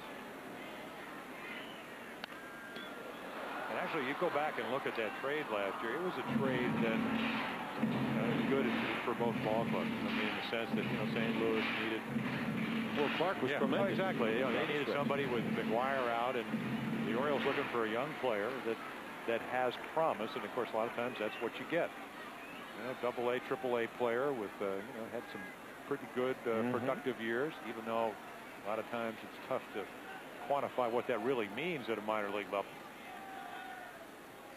Johnson's 0-2 to Knobloch. Knobloch again reaching out to spoil the fastball. And the Boston Red Sox beaten by the Oakland A's last night, but the Sox exacting some revenge. They got a 7-0 lead up in New England at Fenway Park against Oakland in the 6th. With Pedro Martinez on the mound. That probably is about ready to be taken home, huh? It's 7-0 with Pedro on the mound. You would think so. Yankees start the day with a half-game lead over Boston. Knobloch got jammed, but without any room in foul territory here, that'll find the seats. Well, how about that game up in Boston last night? Oh, Larry hits a fly ball, 7-6 ball game. Oakland with a lead. Everett at second. That was in the 9th, yeah, wasn't it? 9th inning. Yeah. Trying to tie the ball game up with 1 out. Larry hits what's going to be a sacrifice fly. Too deep to have a play at the plate. Everett tags up at second. Before Trot Nixon comes from third, he gets thrown out at third base. Game over. Oakland wins. And he said, well, if it happened again, I'd do it the same way. And I guess Jimmy Williams loved that. Yeah, you'd put another win in the column for Oakland. Yeah. It's funny how people, we're talking to Cal Ripken in the training room, and he said, very analytically, he said, that's what happens when Everett's faster than Nixon. It makes perfect sense. Yeah. He got the third before Nixon got home. Oh, what a game. The 1-2 to Knobloch. Fordyce had the breaking ball get away from him, and Brosius will beat the throw to Cal Ripken. Well, doing exactly what the Orioles have done. It's the spraying. Anytime a ball's in the dirt, you got to make the opposition. And the key to this is, if you're Brosius, if you look at his lead, the minute the ball goes in the dirt, he's off. And what you do is you force Fordyce to make a perfect throw. He's got to go get the ball, make a good throw, which he does because the ball's a little high. And now with one out in a ball game, you had a 2-0 lead. The Yankees have scored 3 unanswered runs. You now have to bring your infield in, and that's in a 2-2 count. It's going to make Knobloch a better hitter. Runner at third. You don't have to get a base hit. We've already seen that with Justice. He hit a fly ball for a sacrifice fly, 3 for 30 at the time. Gave him confidence. Comes up the next time, hits a home run. The 2-2 to Chuck Knobloch. Ground ball, base hit, center field. Closest to the plate. That's a bounce out to Jerry Hairston. Hairston is back in his normal positioning. And Knobloch, Jim, you just said it, makes you, what do you pick up, 40, 50 points on your average, less than 2 outs, you pull the infield in. And well, at least, and what happens right here, I mean, it's a routine ground ball, but not routine. You can see Hairston playing well in on the grass, but we're talking about the guy that's leading the major leagues in stolen bases. 1 ahead of Soriano with 11, Knobloch with 12. So now, with Jason Johnson on the mound, deliberate windup, trying to speed it up. With 1 out, they're going to run. And you got one of the guys that's willing to go deep in the count. And that's Derek Jeter. As you mentioned, walked 3 times last night. So everything turning out roses as they try to pitch out and maybe hoping that Knobloch will go on the first pitch. And now you're behind Jeter. I mean, this is what the Yankees are all about. They put the pressure on you. You know, Lilly has stayed away from the big inning. Single runs for the Orioles in the first and the second. And Jason Johnson's pitching pretty good. And he's down by 2. Driving Knobloch back to the bag. You know, you throw a curveball here to Jeter. It's a perfect pitch to run on. If you throw fastballs out over the plate, you know, we know Jeter can hit those. The only hole he really has, and Mark Wiley talking about it last week when the Yankees came into town, is down and in. And that's not exactly where Jason likes to pitch.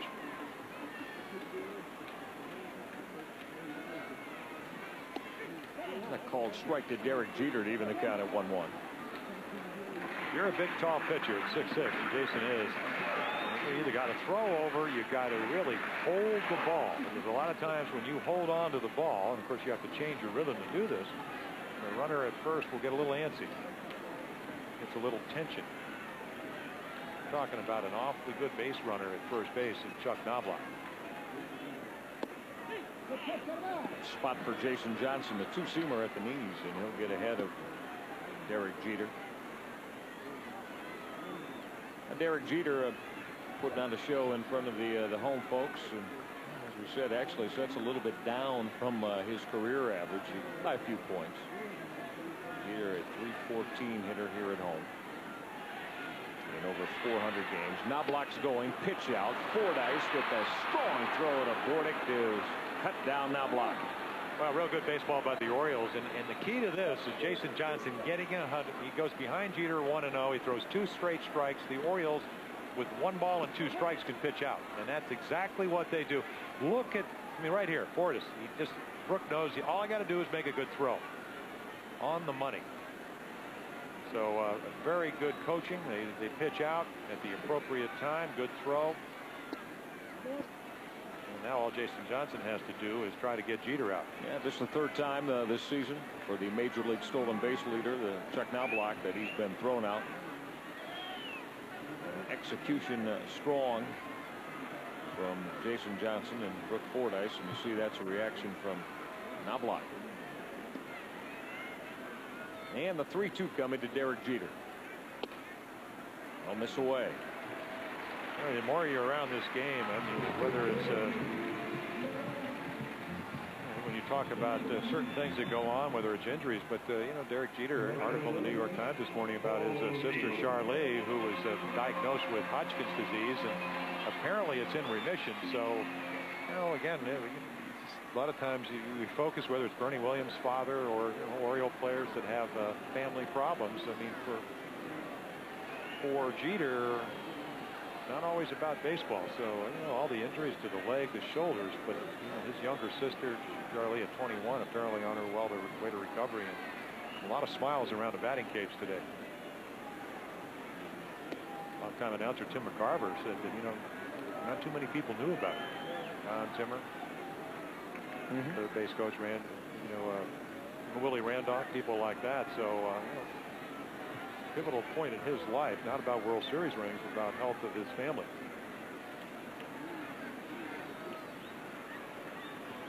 Jason Johnson now trying to keep Jeter close and get Paul O'Neill, as we talk about off. When Jason Johnson is on the mound, pitching pace will slow dramatically. Runners aboard.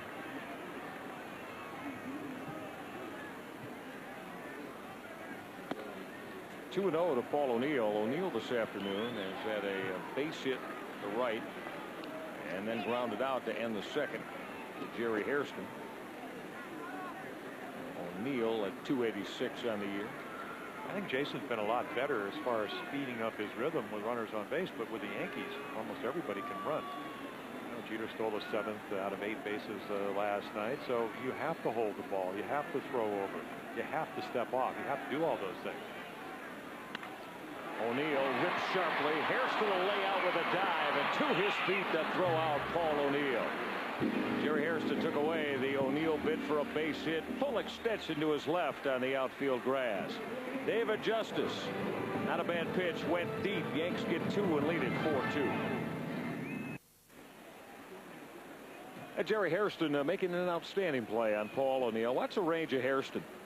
Jerry with full extension quickly to his feet.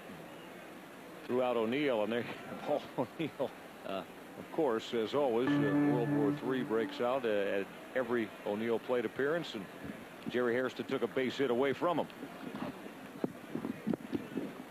So let's head to inning number 5 as O'Neill retired by Hairston to end the 4th.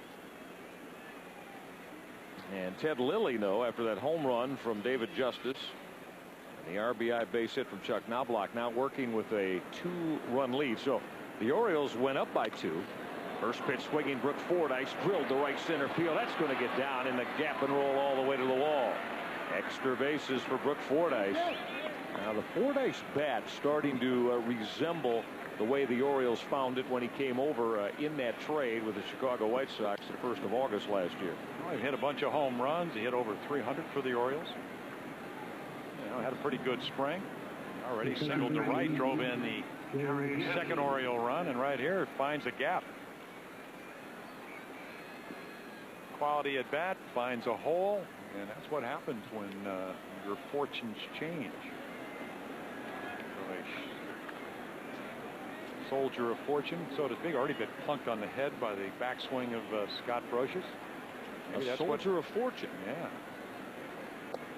Jerry Hairston, the leadoff man today for Mike Hargrove, and the left-hander going, and Brady Anderson struggling. Jerry Hairston making his 2nd appearance in the leadoff spot for Mike Hargrove and the O's.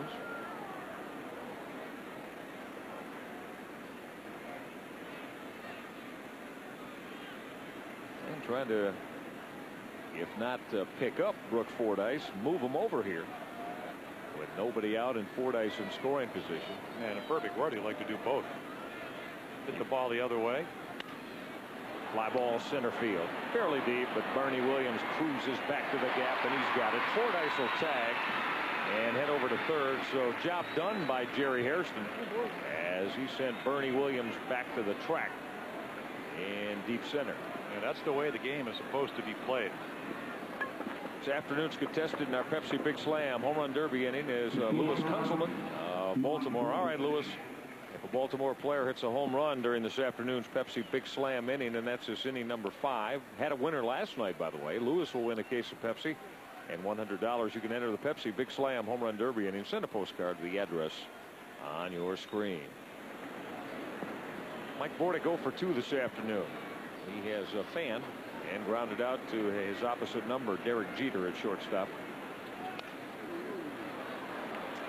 The Orioles with Brook Fordyce 90 feet away with an opportunity to pull back within 1 here in inning number 5. And that's so important. You just don't get that many opportunities. And again, going back to when Mike Hargrove, Terry Crowley, I mean, everybody, the mindset in spring training when they won 18, lost 13, is that when you do get scoring opportunities, and when you have a 4-2 lead, the Yankees are going to play back. Fordyce got 6 steals. So they're going to play back. I mean, maybe Broch is even with the bag, but shortstop, second base, less than 2 outs, fly ball, ground ball, even the middle infielder. It's going to get yourself a run. Now, of course, if you're Lilly, Ted Lilly, you're a strikeout pitcher. You want to get the pop up the strikeout. Lilly fanned 4 of the first 8 hitters that he faced today, and has not recorded a strikeout since. He had 4 through the first 2. It's nice to know you can get them. He's tried a young left-hander, Randy Kiesler, who struck out a bunch of guys, but he just wasn't ready for the task. And there's a lot of pressure as a 5th starter. I think what you mentioned early is part of the pressure is that you don't pitch regularly. This is 9 days. Look at Ted Lilly, 9 days between starts. So how am I going to stay sharp? Well, maybe I'll get a chance to pitch in the bullpen. A lot of times that's what will be relegated to, and that hasn't been the case here with Ted Lilly. As Mel Stottlemyre will tell you, a work in progress. Didn't have a very good breaking ball. Thrown across his body sometimes cuts it off, so he can't get on top of it. But he'd love to strike out Bordick, and Mike would like to get a base hit. You know, maybe a fly ball, something to add to the 2 runs the Orioles already have. So how am I going to do that? Mike Bordick with that plan of attack on the hitting side. Of course, you like to get it done before you get to 2 strikes. You can look for your pitch sometimes. That 2-2 to Bordick. Look out. That's Yanks foul down in the camera bay adjacent to the O's dugout. Well, Jim, and back to Ted Lilly, does that take somewhat a different psychological approach? If you know I'm the number 5 guy, my turn's going to be skipped occasionally, maybe 7, 8, 9, 10 days before I get an opportunity to get back on the mound again. How does that create a difference in what you do on the side in between? I don't know about, well, you try to just go about your job, maybe throw a little bit more, but I think, you know, he already has been quoted as saying they're a little impatient as he tries to catch that inside corner. That's what he did the first time to Mike Bordick when he struck him out. You also have a 2-run lead, so you don't want to be putting a lot of guys on.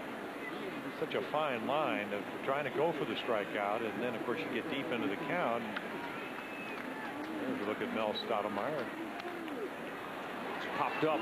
Posada on the dead sprint back toward the screen, but out of play. That's what you really have to do sometimes to get back there in time. Foul balls have a tendency with backspin to come back to you. Got a lot of room, more so than I probably even think more than Oakland. Straight back to the plate. Oh yeah. Now not as you head up each line. No. Nothing's like Oakland. Many a hitter has cursed that area. Bordick with a drive to left into the corner. That stays fair. It will. It's trouble. Extra bases for Mike Bordick.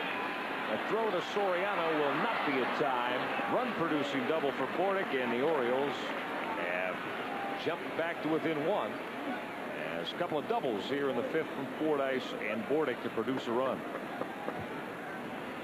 All right there, Bordick, one of the better high ball hitters, and with a high strike, takes advantage of it, looks for a breaking ball, or maybe just looking for the ball, but gets a hanging curveball. Something that got Lilly in trouble in Baltimore as he had a 5-1 lead, and Conine eventually tied it up with a grand slam. Just got thrown a lot of belt high curveballs, so the Orioles were finally able to take advantage of it. And the breaking ball for a called strike to Delino DeShields. Delino with an RBI base hit today. Got the Orioles on the board. He went the other way with an opposite field single. And the Orioles with 7 hits, but 5 of them doubles. That's usually bad news when you're on the mound, because every time you look around, there's somebody in scoring position. DeShields quickly finds himself in an 0-2 hole. And Brian Boehringer up throwing for the Orioles. Must-traveled right-hander. Got him looking on the outside corner with that breaking ball. Breaking pitch, fastball. Back to the breaking pitch. That was the pitching pattern on Delino DeShields. Well, Mike, part of this game is learning and making adjustments. The first time up, RBI single on a fastball that DeShields kind of sliced between third and short. There's Brian Boehringer. And then the last 2 times, a ground out to second, and now the strikeout, number 5 for Ted Lilly. He went with a breaking ball. Here's Jeff Conine. Potential tying run standing in scoring position. Mike Bordick at second base here in the fifth. Conine, base hit left field. Got by Derek Jeter. Here comes Bordick. Justice throw to the plate. Not going to be in time. Conine will head to second base, and the Birds have tied it up at 4 apiece on that line shot base hit off the bat of Jeff Conine. Well, Conine, just like he did in Baltimore in the fifth inning, maybe not a grand slam, but an RBI single, and then David Justice going to kind of rush the throw. There it is, line drive over the head of Jeter. Justice comes in firing. He misses Scott Brocious, the cutoff man, and on the play, Conine all the way to second. He represents the go-ahead run. So again, that's not an error, but it's a mental error, because if you come up, hit the cutoff man, throw it right at the chest of Scott Brocious, if he knows, and there's a sense that he knows you can't throw the runner out, you just cut this ball up and take the next out. You can see right there on that throw, Conine moves in, and here comes Joe Torre, because I tell you what, they're out of the inning. You hit the cutoff man, he throws out Conine. Joe Torre doesn't have to come. He may make a pitching change, but it's going to be during the interlude between when the Yankees come up. Oh, that entire Yankees infield gathers around Joe Torre, who takes the baseball from his left-hander Ted Lilly. Lilly leaves tied at 4, still responsible for Jeff Conine. Verizon called to the pen. Tell you about Brian Boehringer next.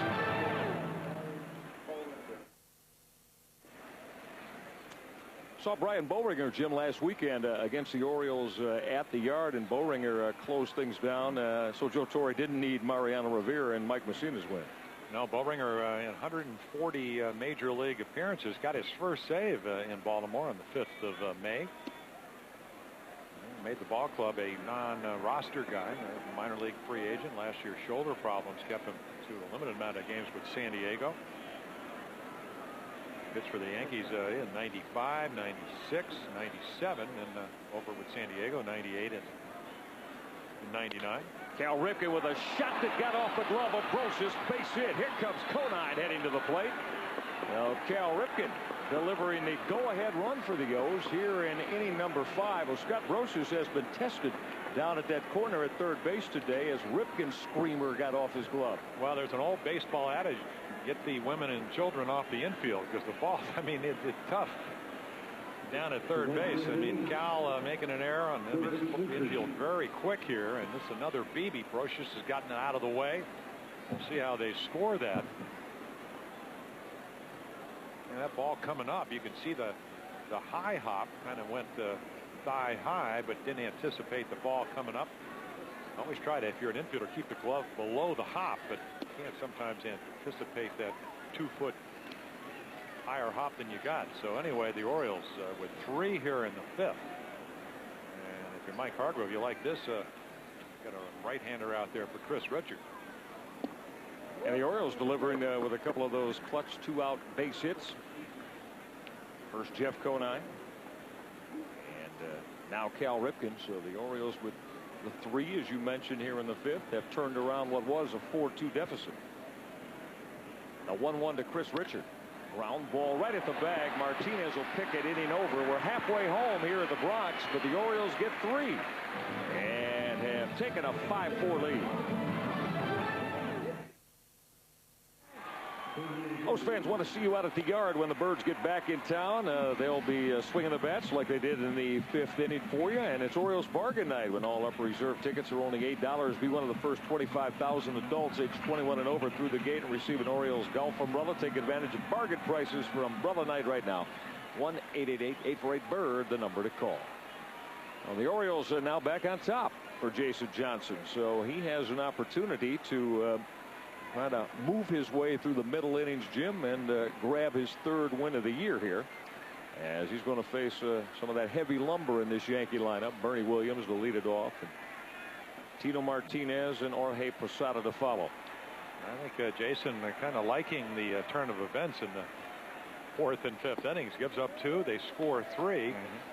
So really on the afternoon, he's held the Yankees to 2 earned runs, 4 on the afternoon. The Orioles making a couple of errors back in the bottom of the 2nd inning. It really hadn't been hit too hard. Only the low and away fastball that Justice took the opposite way. The for a home run to put up the Yankees 3-2. Well, they've really driven, but they typical Yankees. You know, you throw it away, they hit it the other way. Roches has done that. Soriano's done it. Knobloch's done it. The Orioles about hit the Yanks this afternoon at 9-5 as Jason Johnson deals 2-0, and that's on the outside edge to Bernie Williams. Jason Johnson has gotten Bernie Williams the same way this afternoon. A couple of ground balls to Mike Bordick. Jason Jim at 82 pitches through the first 4 innings plus a hitter, so yeah, obviously on the high side. Yeah. Of course, 28 of them in that second inning when the Orioles made the 2 errors. Bernie Williams with a towering drive to deep right center. Mora at the track, and that ball's out of here. It took one hitter for the Yankees to tie it up as Bernie Williams left the yard over the 385 mark in deep right center. Well, missed 10 games when his dad was in intensive care down in Puerto Rico. Only the 3rd home run, hit 30 last year. And just as David Justice had not homered since the 24th of April, Bernie Williams gets on the board and ties it up 5-5. 2-1 pitch. 2-1. That means 2 balls, 1 strike. You can look for your pitch. You can speed up the bat. You can cheat a little bit. In other words, try to get out in front, and that's exactly what he did.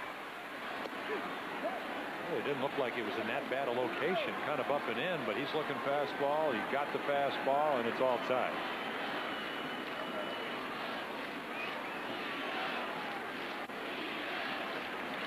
Now Tino Martinez.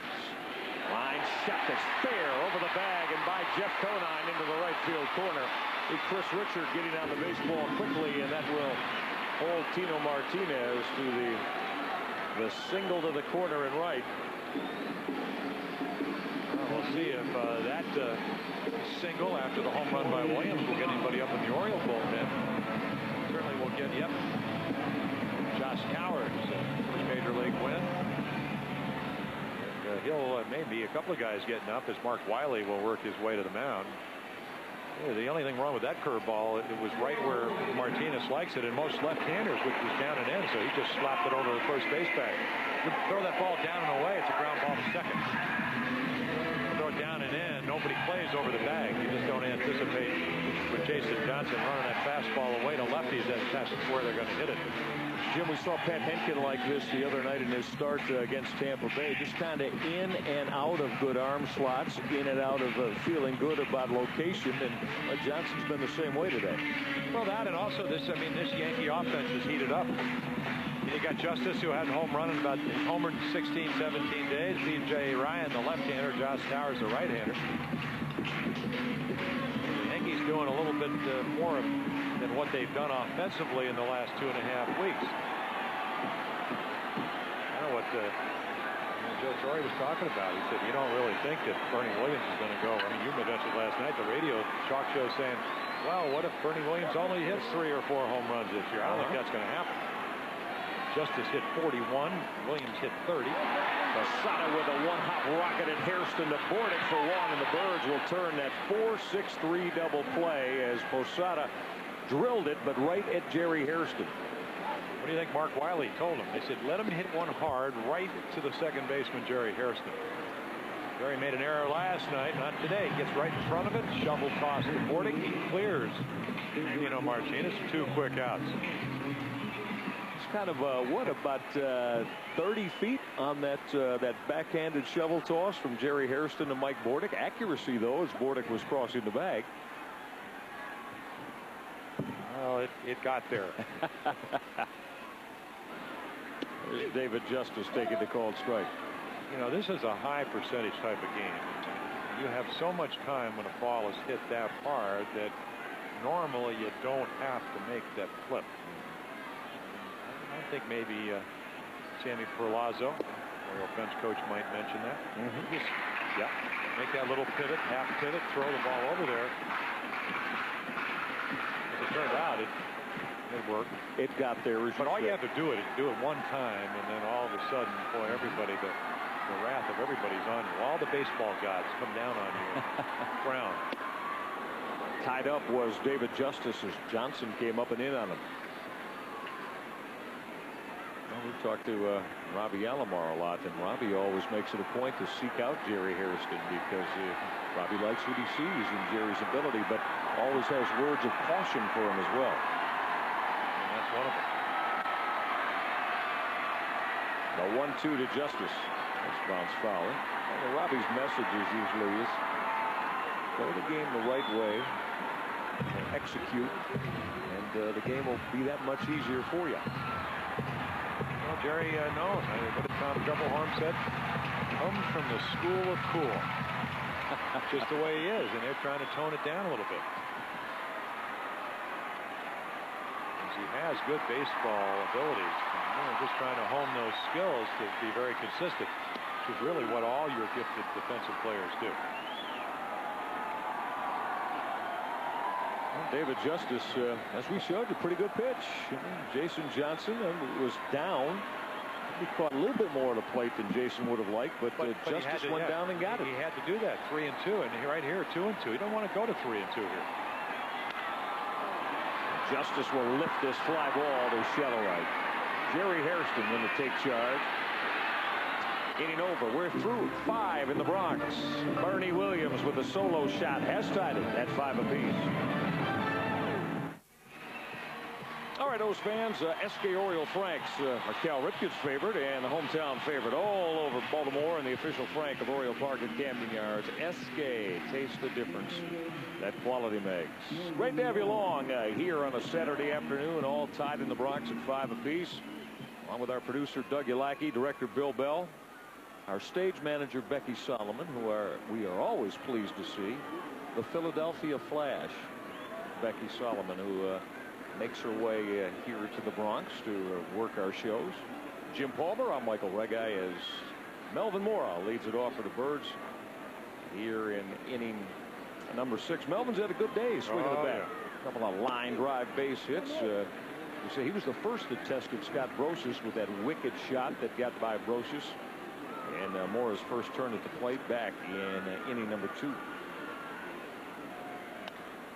Breaking pitch from Boehringer, skied to right center. Easy chance for Paul O'Neill to take care of Mora for out number 1. Well, the one thing about Melvin Mora, I mean, broke up Nomo's bid for a second straight no-hitter by a bunt base hit, and he bunted last night for a base hit. Ball that looked like Mendoza should have caught, didn't. But when you bunt early in the count, you're going to bring that third baseman in, and that's why it makes it that much easier when you do hit the ball sharply to hit it by the third baseman. It's not like Brosius can play third base like Greg Nettles used to do, which is out really on the grass. He'd be out there on the edge of the grass. He'd be closer to the outfield than he was to the infield grass. And he'd be creeping in, but again, if Nettles knew somebody was going to bunt, he'd have to creep in. And right now, I mean, you can just see with Kincaid, he's back about 5 or 6 steps. And what does that allow you to do if you're a third baseman or a shortstop or an infielder? It allows you to cover more ground. Get a better hop, too, possibly. Yep. Yeah, you can play the hop. Play the big hop. Nettles, just used to dare hitters to try to drop down bunts up that third base line. Kincaid just chased a breaking ball up and out of the zone. Pedro Martinez, as we talked about, on the mound for the Boston Red Sox, and Pedro with a 9-3 lead. So Oakland did get on the board against the ace of the Red Sox staff. He came in going into that game as Kincaid will bounce one over to Soriano, but it was 144 earned run average in the American League. That's some kind of pitching, huh? Oh yeah. All right, those fans, a question for you from our pals at IWIF. How are you protecting your employees against workplace injury? IWIF helps you create safe workplaces, which increases productivity and profit for workers' compensation insurance. With that extra measure of protection, call IWIF. Now, Brooke Fordyce has had a solid afternoon, swinging the bat down out of the number 9 spot. Fordyce has used the right side of the diamond, base hit to right, on the ground between Martinez and Soriano. And he doubled the gap in right center field as last time, and that started the Orioles on their way to what would be a 3-run 5th inning. Yeah, pretty much automatic last year when if you hung a breaking ball, Brooke would be able to turn on it. Fastball out over the plate. He just hit it the other way as Boehringer throwing him a changeup, and Boehringer only 2 runs in his 19-plus innings. And the Yankees had gone 22 1/3 innings before they gave up an earned run last night in the 9th inning when you're talking about their bullpen. Yeah, that pen has been very good. Fordyce 1-2 pitch, fly ball, right center field. Not going to be deep enough as O'Neill back on the track to haul it in. Through 5.5 in the Bronx, tied at 5. All right, our Aflac trivia question as we roll on here in the Bronx on this Saturday afternoon. Who had the final hit of the 20th century in the 1999 World Series? It'd be the Yankees against the Atlanta Braves, and the Yankees swept that series. And so the Braves won it here. So that means maybe one of the Braves could have done it because they hit in the top of the 9th. But I'm going to say it's a Yankee. I'll say Derek Jeter. I'll say Scott Brosius.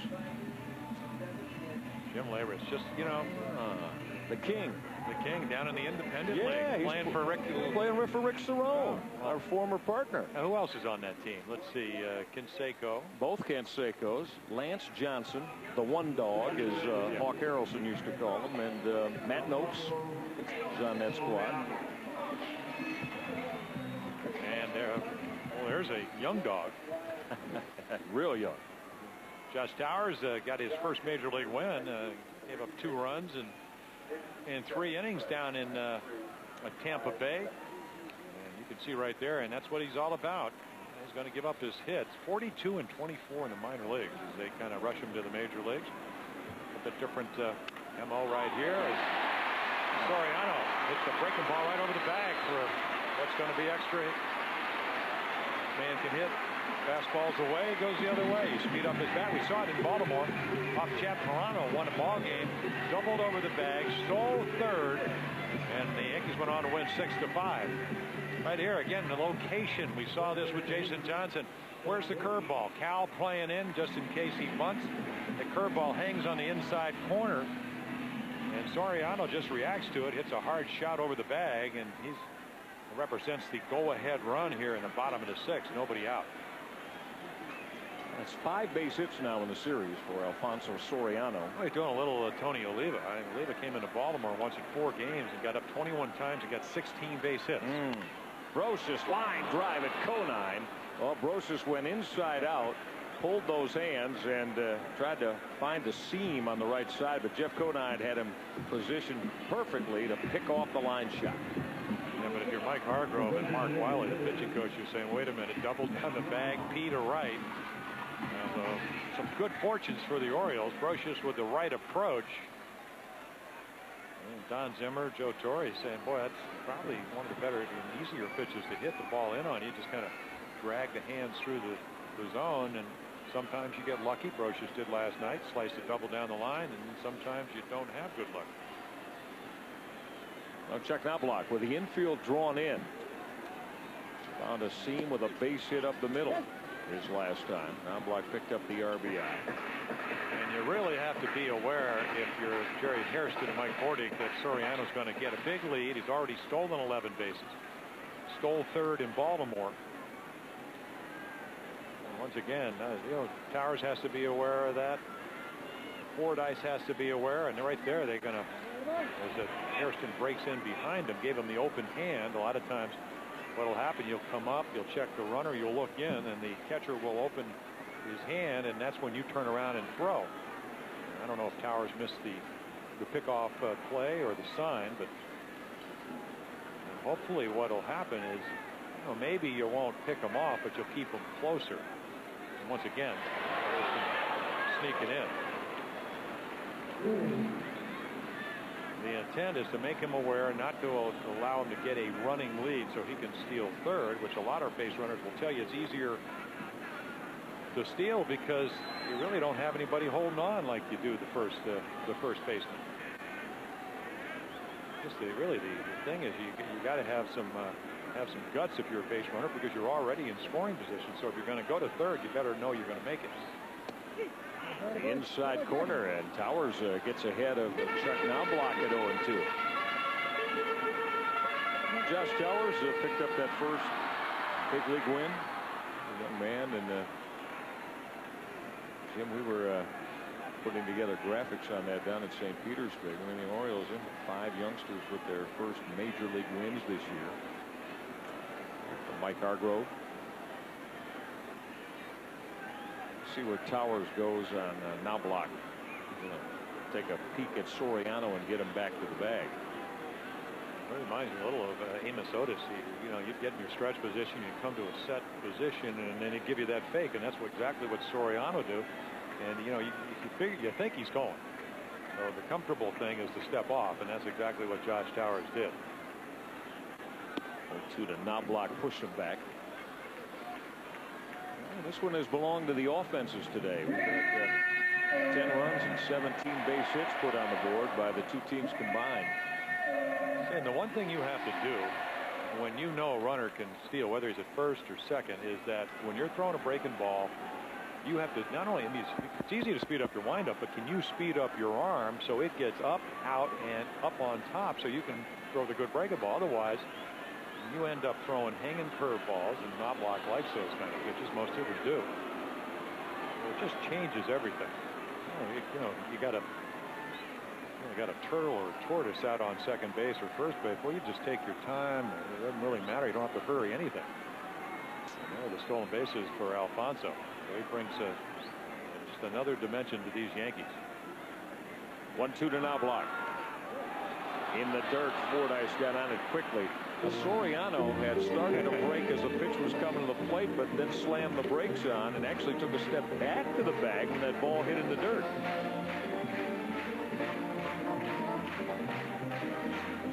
Right here, Fordyce, I mean, nice play, able to maybe not center the ball, but get his right shoulder, and he's trying to get it, or get right off the right side of his chest protector. And then into his Dan Marino pose. Well, actually, that was a Heisman. Wasn't that kind of like the Heisman Trophy pose? That's right.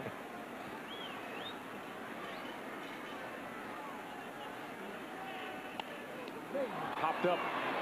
It's probably going to get out of play as Fordyce will watch it land about 6 rows in. Josh Towers hustling across that line. Kind of reminds me of our buddy Doug Johns, Jim, who used to chase down pop-ups back toward the dugouts. And yeah, well, there's a little different. We're looking at youthful exuberance here. I understand. Yeah, we're not. I'll tell you what. I mean, Doug Johns. I mean, it's unbelievable. Well, he could get some left-handed hitters out though. Oh, he could, but he could also almost get into the stands on pop-ups that were about 25 rows back. Yeah, unbridled energy from of sorts. Of sorts, yeah. I wonder, is he still pitching? Didn't he go to Japan? Yeah, he went to Japan. I know he pitched in Italy before he came to the Orioles. 2-2 pitch. Knobloch almost trying to get out of the way of that pitch up and in. You're coming in. You better get it in. And that's what Josh Towers is trying to do, because Knobloch likes the ball out over the plate. You hold your bat like he does, a very unorthodox. You can watch him get set up. I mean, most guys cock the bat. He just kind of lays it in that position. Of course, he's going to trigger it. He just kind of, now right there, he lays it back. Not too many hitters hit like that. Soriano's going. 2-2 pitches popped up into shallow right center. Chris Richard is there, and he's got it. 4 out number 2. So Knobloch retired by Josh Towers. Most fans step up to the plate, save with a MasterCard Grand Slam ticket pack for the May 16th game against Detroit. Get an upper reserve ticket, a hot dog, and a Coke for each member of your family for only $15 per person. Purchase 4 tickets and receive a coupon for a free Orioles magazine. 410-685-9800. Take advantage of the May 16th Grand Slam ticket plan. Yeah, and how about those Tigers? See, 8-2. They're 1 game under 500. They were 5-14 at one point, and now they win today, and they're tied at 1-1 with Anaheim in the 8th inning. They have a chance to get back to 500, and they'll be in the yard on Tuesday night. Derek Jeter now. Towers wants to get Jeter. And leads Soriano at second base in this 5-5 tie here in the 6th. Yeah, did a real nice job with Chuck Knobloch. A little lucky. Brocious line in, trying to get the runner to third, and lined right out to Jeff Conine. He's just staying right on that inside corner, or just off it. But right here now, what do you do? Used to have those meetings. Earl Weaver says, well, just, you know, Bill Melton, pound them up and in. Tony Conigliaro, pound them up and in. So you'd pound them up and in. Now the count's 2-0. You're going, uh-oh. Towers made a good pitch. 2-0 is going to get Jeter. Popped it up on the right side. Hairston to put it away, inning over through 6 at Yankee Stadium in a 5-5 tie.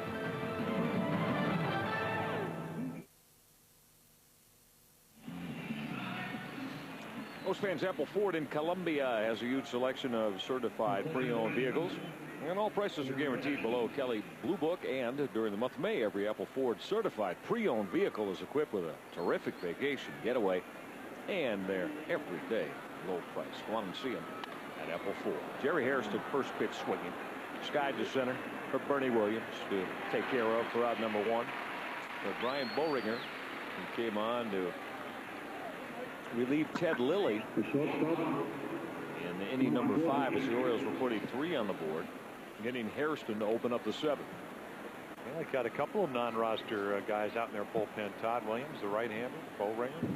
No, he's a survivor. Came out of the Chicago organization. Traded to the Yankees for Paul Ossenmacher. Ossenmacher going over to the White Sox. And elbow surgery in '97. Traded to San Diego. A couple of good years there, and then shoulder problems last year. But it's the reason this bullpen doing pretty well for the Yankees. Mike Bordick with a towering fly ball to right center field. Room out there for Paul O'Neill. A couple of fly ball outs. And Brian Boehringer here in the Orioles 7th. Next time that you're online and you can get onto the Orioles website. That's theorioles.com, the official source for Orioles tickets, stats, and team news.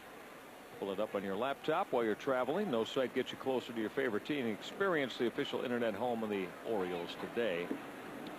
Orioles.com. Delino DeShields had an RBI base hit back in the opening inning. Then has bounced out in fans. So Delino with 1 for 3. As Boehringer deals the call strike. We are in the 7th in a 5-5 tie. Good to have you along today on the O's TV network. Hope you're enjoying this Mother's Day weekend. Well, the Orioles would enjoy it more if they could get a lead before Rivera comes in. DeShields with a drive to deep right center. O'Neill track wall. That's off the top of the wall and over O'Neill's head. Boy, it stayed in the yard by maybe a foot. No more than that. I think O'Neill thought it was going out. Well, doing a little Bernie Williams here, where Williams hit a 2-1 pitch off of Jason Johnson for a home run that tied it up 5-5. And Delino 2-1, just that quick stroke that we saw so much last year. Right here, I think O'Neill thinks it's going out of here. Right there, he holds up, and you're right. Maybe 10 inches, a foot from going out of here. Right here, he stops. And the ball off the top of the wall, backed up by the center fielder, Bernie Williams. And Mel Stottlemyre will come out to talk to Brian Boehringer. I'll be really seeing, maybe a little conversation. Who do you want to pitch to? They're going to be Conine or Ripken now on deck. That first base open in this tie game in the 7th. There's activity in the bullpen. It's like Mike Stanton is up and throwing. That is Stanton. And Stanton's probably up for Chris Richards. That's the third hitter down the line. But okay, what's our game plan? We only need 1 out. And of course, if you're Jeff Conine, and maybe Boehringer, a reliever, you'd like to think that they do the same things that the Orioles do with Elrod Hendricks. And he knows that Conine's a first ball fastball hitter. If you're going to throw him a fastball, it better either be blown away or really come in and maybe try to get the broken bat early on. You'll see, breaking ball and belt high one. Jeff Conine looking, fastball, doesn't get it, doesn't pull the trigger. Well, Jeff Conine had an RBI base hit his last turn in the 5th inning. The Orioles turned around what was a 4-2 deficit. That count now will even up at 1-1. No, Niner. Jeff has pretty much assumed the cleanup role for Mike Hargrove when he's in the lineup. He's not in the lineup every day, but when he is, the skipper has slotted him in the number 4 spot. It's a breaking pitch missed high.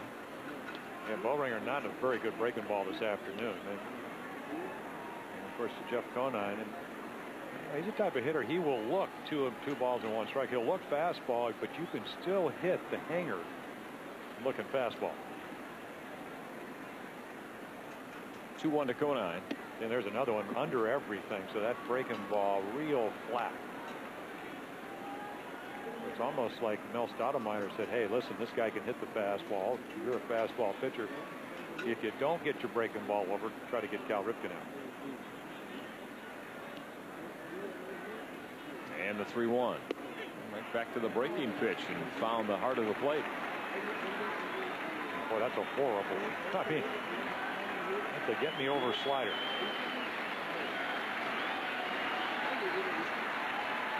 Shields at scoring position at second base as Conine awaits the 3-2 from Ballringer. That stayed high. Another breaking pitch that just spun.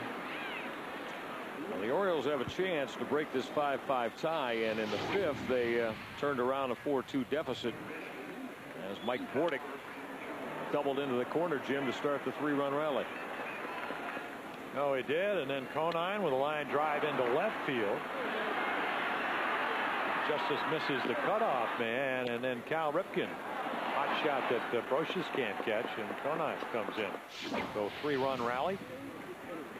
Cal with the RBI base hit. Runners moving. Posada's not going to have a throw. That to Shields at Conine. Double steal. And Posada never even looked at third base. Again, veteran catchers, and he's been around long enough, schooled by Joe Girardi. He knows that the quicker runner is to Shields at second. He's going to come right up here and see if he has a chance, and you could see Soriano doesn't even cover. So he's kind of fallen asleep. No place to throw. Double steal. Breaking pitch to Cal Ripken. Fly ball left field, but got it off the end of the bat. Justice is there to put it away. Inning over. Orioles strand a couple in scoring position. Still tied at 5. All right, those fans, Baltimore County Savings Bank offers terrific rates on cars, boats, RVs, and home improvement loans. Find out why everybody wants to come on home to Baltimore County Savings Bank. Good one going on in the Bronx, and glad you dropped by to be a part of it. Michael Rega and Jim Palmer with you. You see Yankee Stadium close to capacity this afternoon. Big crowd. The way it's supposed to be here in the Bronx. In fact, anywhere.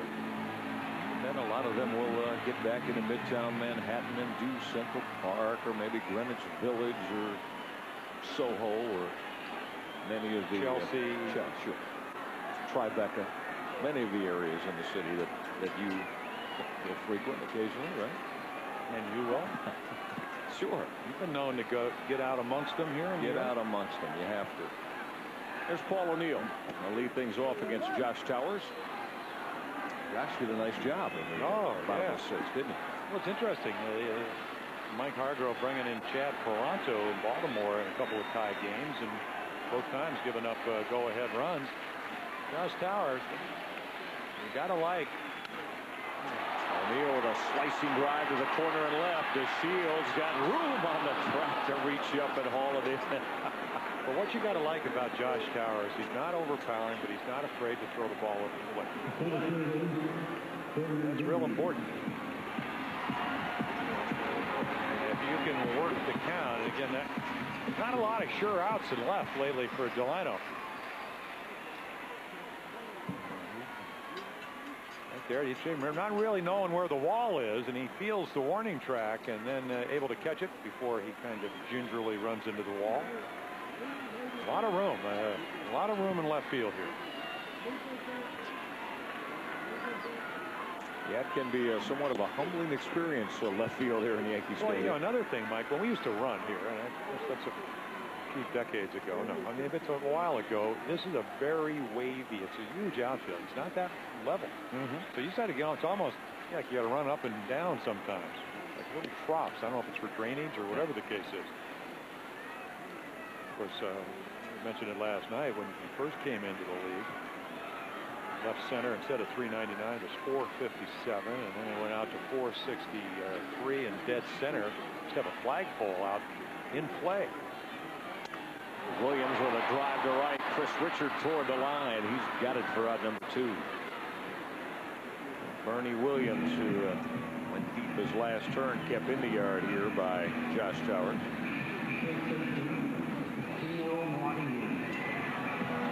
Yankees 8-6 in one-run games. The Orioles 4-6.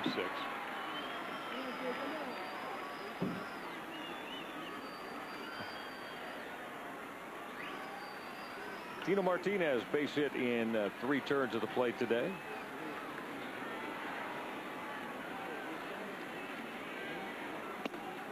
Josh Towers will miss away with a fastball. You see Josh Towers, just 24 years of age, and young man from the state of California. 15th round selection back in 1996. And Jim, he started in the rookie league and just moved his way A ball, high A, double A, triple A, year by year. Did not spend much time at any of the classifications, as he was a fairly quick riser through the Orioles chain. And what's always impressed him, you know, composure, presence on the mound, the ability to control the baseball. And that's what Mark Wiley always talks about. You know, I think the longer you're around the game, did he go to his mouth? Might have gone to his mouth on the mound. As that ball is added. Take the count from 2-1 to 3-1. John Shulock miss anything? Not supposed to, Jim. No, I understand that, but 22 years for Shulock in the business.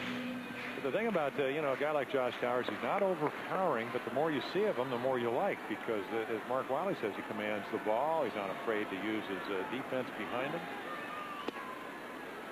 And that'll miss down and away. The 2-out walk to Tino Martinez. And that's, you know, he doesn't walk too many guys, but right here, tie ball game, he's saying, listen, you're going to have to hit a ball in the corner. And he tries to hit the outside corner, and as we've said, Shulock, vertical strike zone, he makes you throw the ball over. Now, with maybe another umpire in the year 2001, you might have got that pitch. But what you like about Towers, he had an idea when he released the ball. Of course, Posada has an idea, would like to drive one out of here. Hasn't hit a home run since the 22nd of April. Justice hadn't hit one since the 24th. He hit a home run. Williams hadn't hit one since the same day. He hit a home run. So Posada would like to get off the snide a little bit. See that batting average way down. Last year hitting close to 290 with 28 home runs. Monster year for him. And the 1-0. Spot for it on the outside corner. Towers is turning it over against left-handed hitting.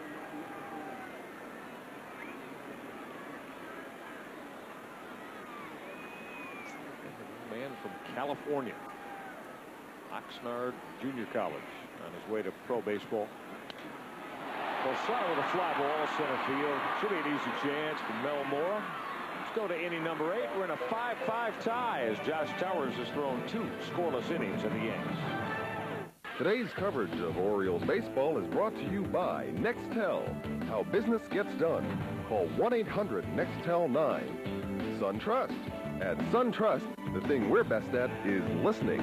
Call 1-800-SunTrust today and see what we can do for you. And by Maryland State Lottery. Let yourself play. The veteran left-hander now to the mound. Boy, you look at that ERA, and having just a sensational start to the baseball season is Mike Stanton taking over here in the 8th.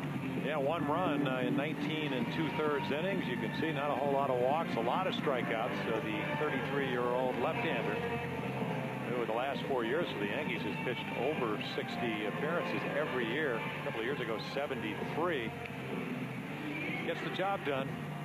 Once again, this Yankee This Yankee bullpen, I mean, just an armada of guys that have pitched extremely well to get to the coup de grace, and that's Mariano Rivera, who's saved 10 out of 11. And he has been presented with a lead in the late innings.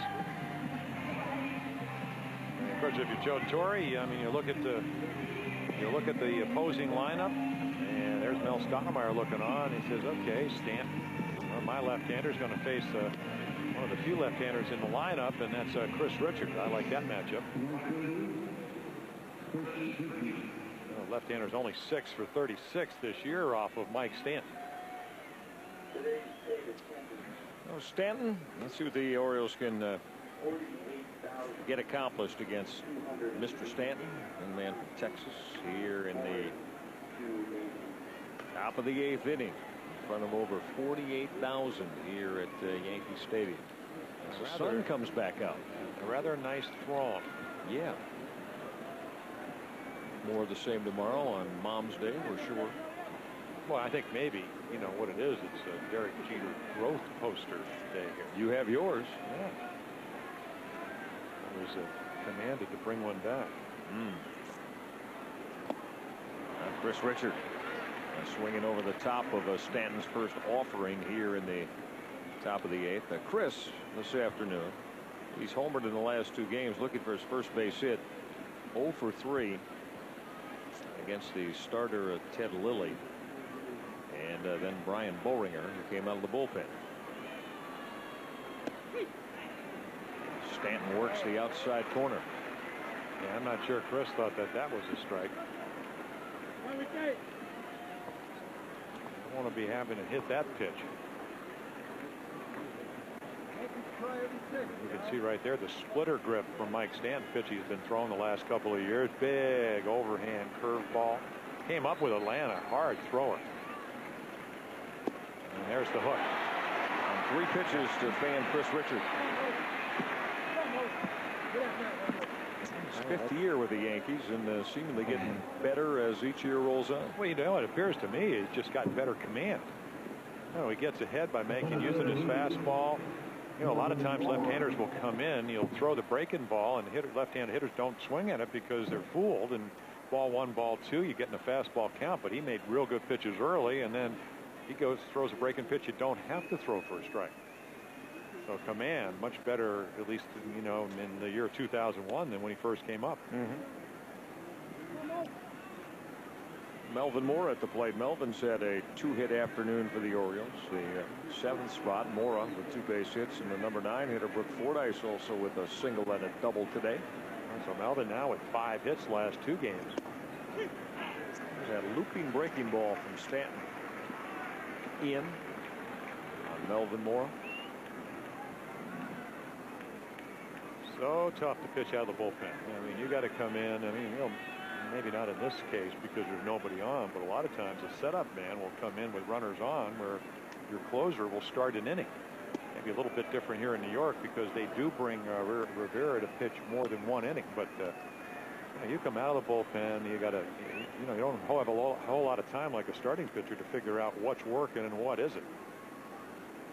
And you got to throw strikes. You have to throw quality strikes. And if you're left-handed, I mean, I'll tell you what, I mean, you can go home and have a nightmare if you're not getting lefties out, because that's what it's all about. There he is, Super Mario. To use the hockey analogy? No, Tom Kelly, that's what he called him. Oh, that's right. He said, we beat Super Mario. Even though his name is Mariano, but it's close enough. I guess he was probably Tom Kelly on the other night, 10th inning extra game. Double, looping single, pass ball, and they beat Rivera 5-4 in extra inning. He was probably so jubilant about the victory, he forgot where his name was. The commander-in-chief, the former owner of the Texas Rangers, forgot what his name was at the White House last week. Called him Mario? Called him Mario. Tardy on the fastball is Melvin Mora as Mike Stanton comes up with a K.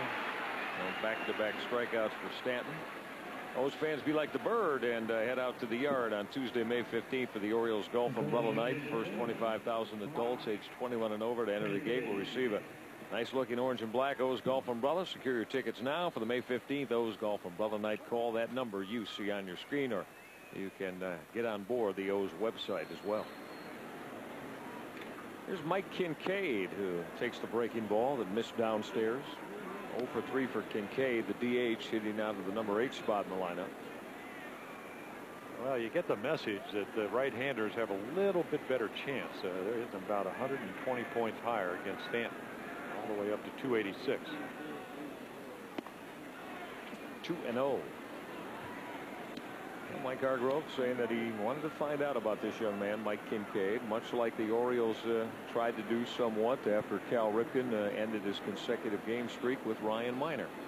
And the Orioles found out that didn't think Ryan Minor had what it took to be a big leaguer.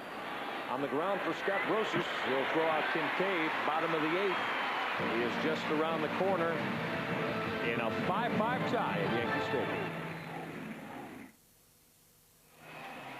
Time for our Care First Blue Cross Blue Shield League leaders. We hone in on the stolen bases in the American League, and 2 of the Yankees, Jim, right at the top of the parade with Jerry Hairston involved as well.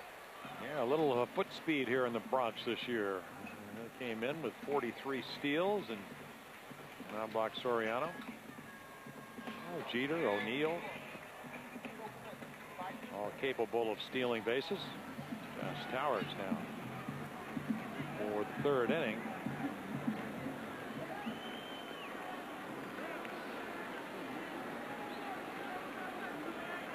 And David Justice to lead things off. Justice with the solo home run earlier this afternoon off the starter Jason Johnson.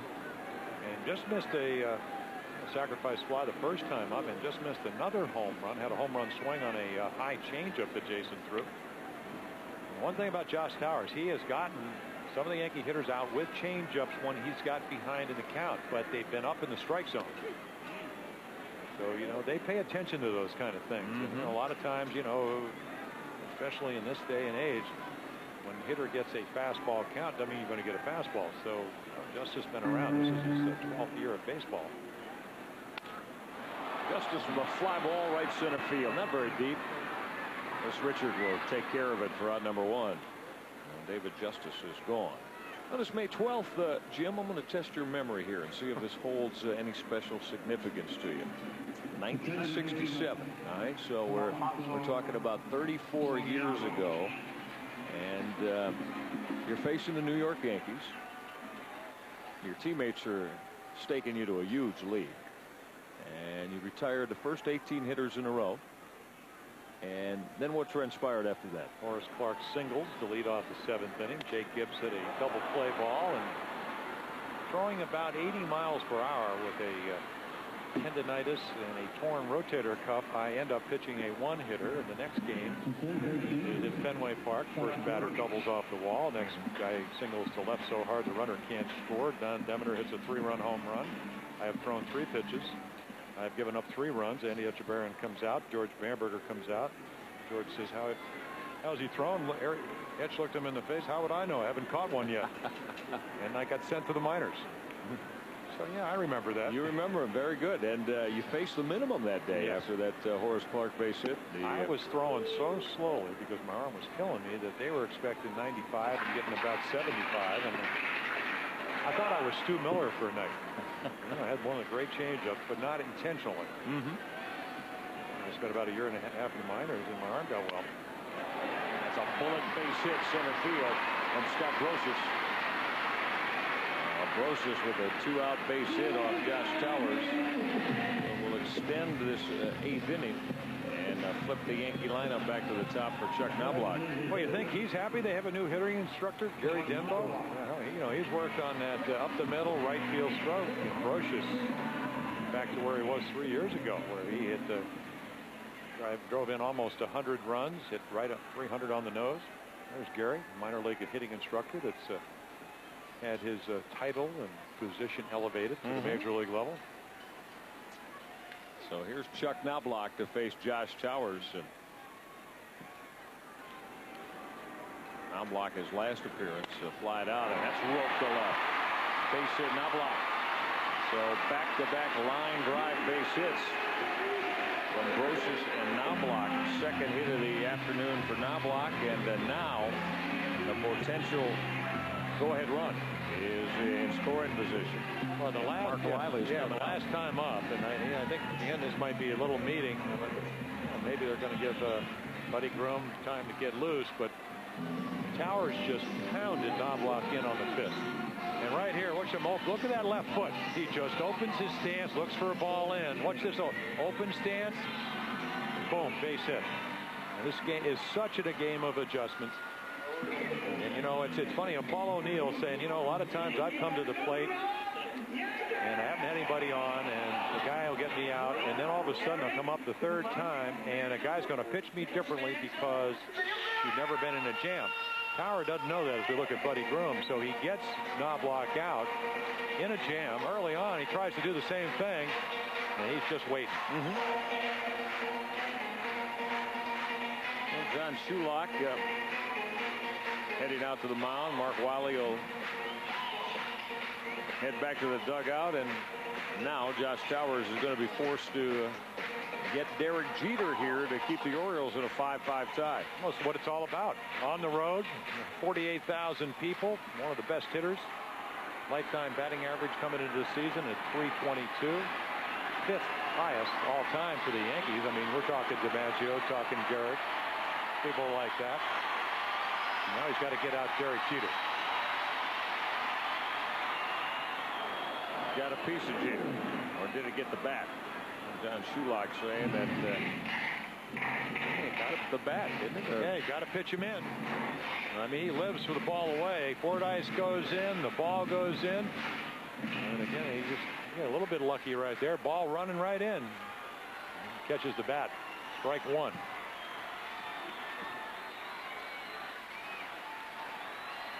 I'm talking about being pounded in on the hands. Knobloch and Jeter. A steady diet of that from the Oriole pitchers. Although about the only good news for Josh Tower and the Oriole defense is that Brocious at second does not run well. If Jeter would hit a ball to right field on one hop, with Richards with the ability to throw him out. So it's very important for him to get that good primary lead and secondary lead and go on contact with 2 outs. Jeter checked that 2-1. Well, if O'Neill will come to the plate, Buddy Groom throwing and ready for that matchup, although 12 for 17 lifetime. 7-14 is Buddy Groom against Paul O'Neill, who waits on deck. And as we mentioned last night, those are Little League numbers. 2-1 to Jeter. Driven to deep center. Long run for Moore. That ball is gone. 3-run home run, Derek Jeter.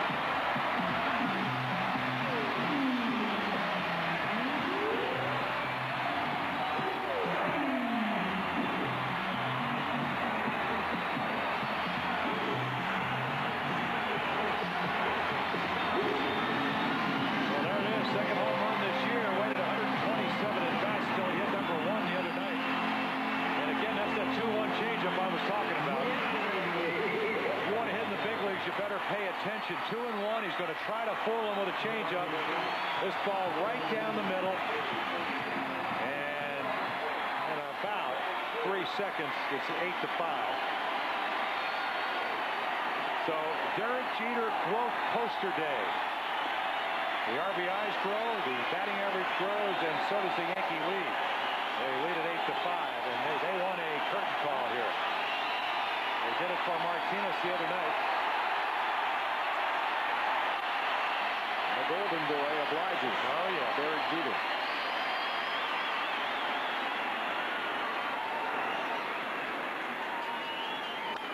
O'Neill with a rifle shot right at Jerry Hairston hitting over. Derek Jeter. 3-run home run. One big swing has opened this one up in the bottom of the 8th.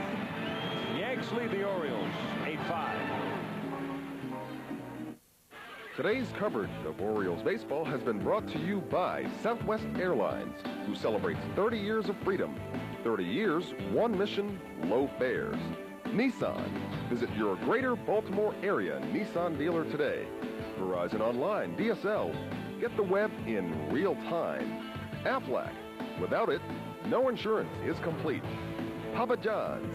Better ingredients, better pizza, Papa John's. Comcast Cable. Get over 250 channels on Comcast Digital Cable. Call 1-888-COMCAST today and buy your Baltimore area Chevrolet dealers.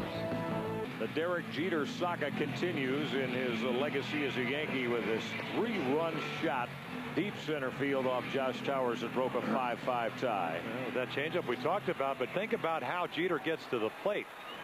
First two, Justice and Soriano make outs, and then Brocious, 3 home runs in Baltimore, hits a single. Knobloch adjusts, looks for a ball in. That brings Jeter to the plate and allows him. So that rally all with 2 outs against Josh Towers, and you know, this is part of the big leagues. You just cannot throw belt-high changeups. He did it earlier in his previous 2 innings. Jeter, I don't know if he's looking for it, but he certainly appeared to be that. You know, 2-1. He's done it a couple of times. Looks for it, gets it up in the jet stream, and it's 8-5. And 10 out of 11 for Mariano Rivera. And Rivera is facing Brooke Fordyce as the Orioles, daunting task. Got to come from 3 runs down, and this is the final inning against Mariano Rivera. Well, Brooke, yeah, excuse me, Mike. He's going to be taken here as Rivera's falling behind him. A cutter in the letters for a called strike. Fordyce with 2 for 3 on the afternoon, one of them an extra base hit. Of course, the Orioles did put a 3-run 5th inning together. Birds broke on top today and a 2-0 lead. Rivera comes back to even the count at 2-2. Well, it's so interesting. Go back and replay this ball game. The Orioles get on top with single runs in the first and second, and then they make 2 errors, one by the Shields and one by Cal Ripken to give the Yankees 2 unearned runs. Otherwise, they would have gone into the bottom of the 8th with a 5-3 lead, and Josh Towers probably wouldn't have been pitching. Fordyce got a piece of the cutter to stay alive at the plate. You know, Mike Hargrove most likely with more veteran players, but again, trying to learn about his young pitchers. The Tower pitches well for 2, runs into a little 2-out problems with the Yankees, and again, he just could not get the Yankees and their fans out of this game. 2-2 to Fordyce. Line shot, base hit left field. Brooke Fordyce, 3 base hits today. He laced that by a diving Scott Brocious. So Fordyce been going the other way, but got a pitch that he could turn on and did, and rifled it by Brocious. Well, a lot of times position of the ball on the plate dictates what you and what kind of approach you take. Ball's away, you shoot the other way. Right here, 2-2. I mean, right, you have to be real quick, real short to the ball. And that's something that Brooke has struggled with. But right there, just a very, very short swing, finds a hole. And that's what the Orioles need, base runners, as they trail by 3. On the leadoff man, Jerry Hairston doubled to start the game today and scored the first run of the afternoon. Hit the ball in the air and flied out his next 3 turns. Jerry had 1 for 4. And facing Mariano Rivera. There's that cutter again. Hairston will foul out of play. There is no quit in the Orioles. I mean, obviously, you don't like the record coming in at 15-21, but last night down 9-0, scored 4 runs to get back in the game, added another one. Turned out the pitching wasn't particularly good out of the bullpen. 5 runs, 11 hits last night. Batting average coming up. And what you want to do is force Mariano Rivera to work here. You kind of look at Rivera, you look at his ability as a reliever, and you kind of pencil in a save and a win for the Yankees, but he knows it. We know it. Yeah, exactly. He's got to get 3 outs before the Orioles get 3 runs.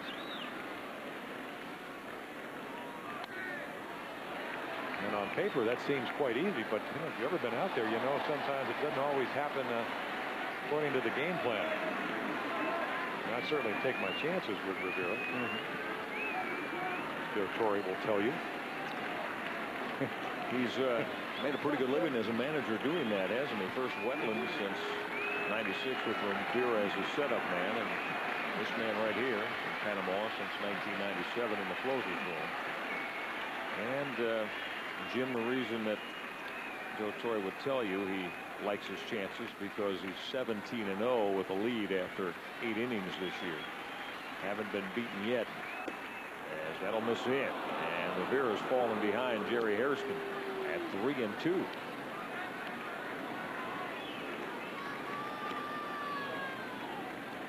Trying to throw a strike, and of course, you know, sometimes when your release point is off, we saw that with Jason Johnson, you start aiming it. Just trying to, well, where do I have to release the ball to get it in the strike zone?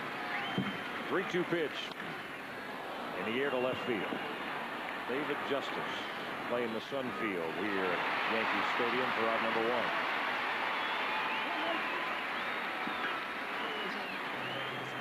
Rivera fell behind Hairston, but ultimately gets him on the fly ball to left.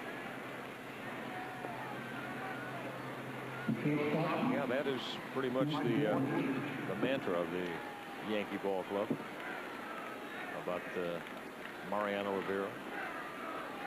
He said 17-0 when they lead after 8 innings this season, and 76-4 when you combine 2000 last year with the 17-0 this year. So, and of course, the notes also tell us since '94, 575-20 with a lead going into the 8th, 9th inning. After almost 8. 600 games they've held a lead and lost but 20 of them. And of course, that's what Joe Torre talks about. I mean, very humble, saying, "Hey, I've had Wetland and I've had Rivera."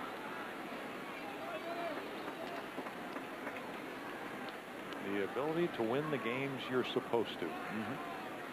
Rufinella said that last year. He's got Suzuki out there, or Sasaki, and then he's got Suzuki leading off. And a bunch of motorcycles out there. Yeah, they do. Ground ball to third. Rosas will play the hop. Soriano for 1. It's over. Yanks turn the 5-4-3 double play with a pick from Tino Martinez on the back end of it. Well, you know, the thing about that play, it looked pretty routine, except that Brocious takes one step back, making sure with a 3-run lead, he catches the ball. And when he does, it's just a matter of making a good throw to Soriano at second. And Soriano has a very good, see right back there, he makes sure he catches it. There's out number 2. And Soriano, Willie Randolph, the third base coach, former second baseman, said what you like about Soriano, he can really gun the ball to first. So Brocious takes advantage of that ability, and the Yankees, thanks to this guy, they win 8-5. The Dodge player of the game, a 3-run home run to put the Yankees ahead as they go on to win 8-5. Yeah, well, they brought out the long ball today. Yeah, Bernie Williams, David Justice, but the big one, the 3-1 shot from Derek Jeter off Josh Towers that broke a 5-5 tie. 8-5, Yankees win it. Right back in a moment. 8-5 the final this afternoon. The New York Yankees with the 3-run home run off the bat of Derek Jeter in the bottom of the 8th. Turned into the game 2 win over the Orioles as Jason Johnson had a lead early on, but was not able to hold this today. Indeed, the Yankees brought out the long ball power. So we'll come back and wrap this one up for you in just a moment. Derek Jeter, the shining star of the moment here in the Big Apple this afternoon. We'll be right back on the O's TV network. Michael Reggie, Jim Palmer back with you at Yankee Stadium as the Yankees have beaten the Orioles for the second time in this series and 6 straight, going back to a week ago Thursday at the Yard. 8-5 today, the final. Mike Stanton gets the win, and one big swing did it today to Jim Derek Jeter's 3-run home run. The Orioles offensively today put together a multi-run inning in the 5th. Had a lead at 5-4, but once again through the middle and late innings with the Yankees that got the big base hits. Well, you look at the line score right there, second night or second afternoon or second game here in New York, that they've scored 5 runs and gotten 11 hits. So you like the offense. What you don't like is after that 11 hits is the 2 errors. Now he made 5 errors here and a couple of gift runs in the second inning. The Yankees got right back in this ball game, and it's kind of like a good movie. You know, a lot of times you think the movie's going to be pretty good, but you don't like the ending. And the Bronx Bombers last night scored 14 runs on 15 hits, no home runs. Williams, Justice, and then a Jeter today with home runs. So maybe a little bit more normal for the Yankees as they get out the artillery. And once again, the Orioles, it's a good game. The Orioles just not quite as good as the Yankees again for now the sixth straight time this year. Going to have to clean some things up defensively if the Orioles are able to salvage a game of this weekend set with the New York Yankees. And that's where you come in, because that happens tomorrow when Orioles baseball returns to the O's television network. We'll start at 1 o'clock here in the South Bronx. It's the final game on Mother's Day of the 3-game series with the New York Yankees.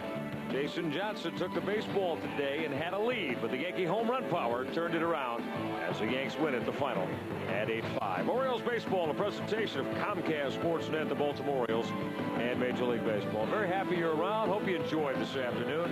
Now for our producer, Doug Yulacki, our director, Bill Bell, our stage manager, Becky Solomon, and of course all of the fine folks that handled all the production chores in the Bronx today, and former partner Jim Palmer. I'm Michael Regat. Thanks a lot for your Orioles baseball company, and we'll look forward to seeing you tomorrow afternoon. Have yourself a great Saturday night, everybody. Be safe. Talk to you tomorrow.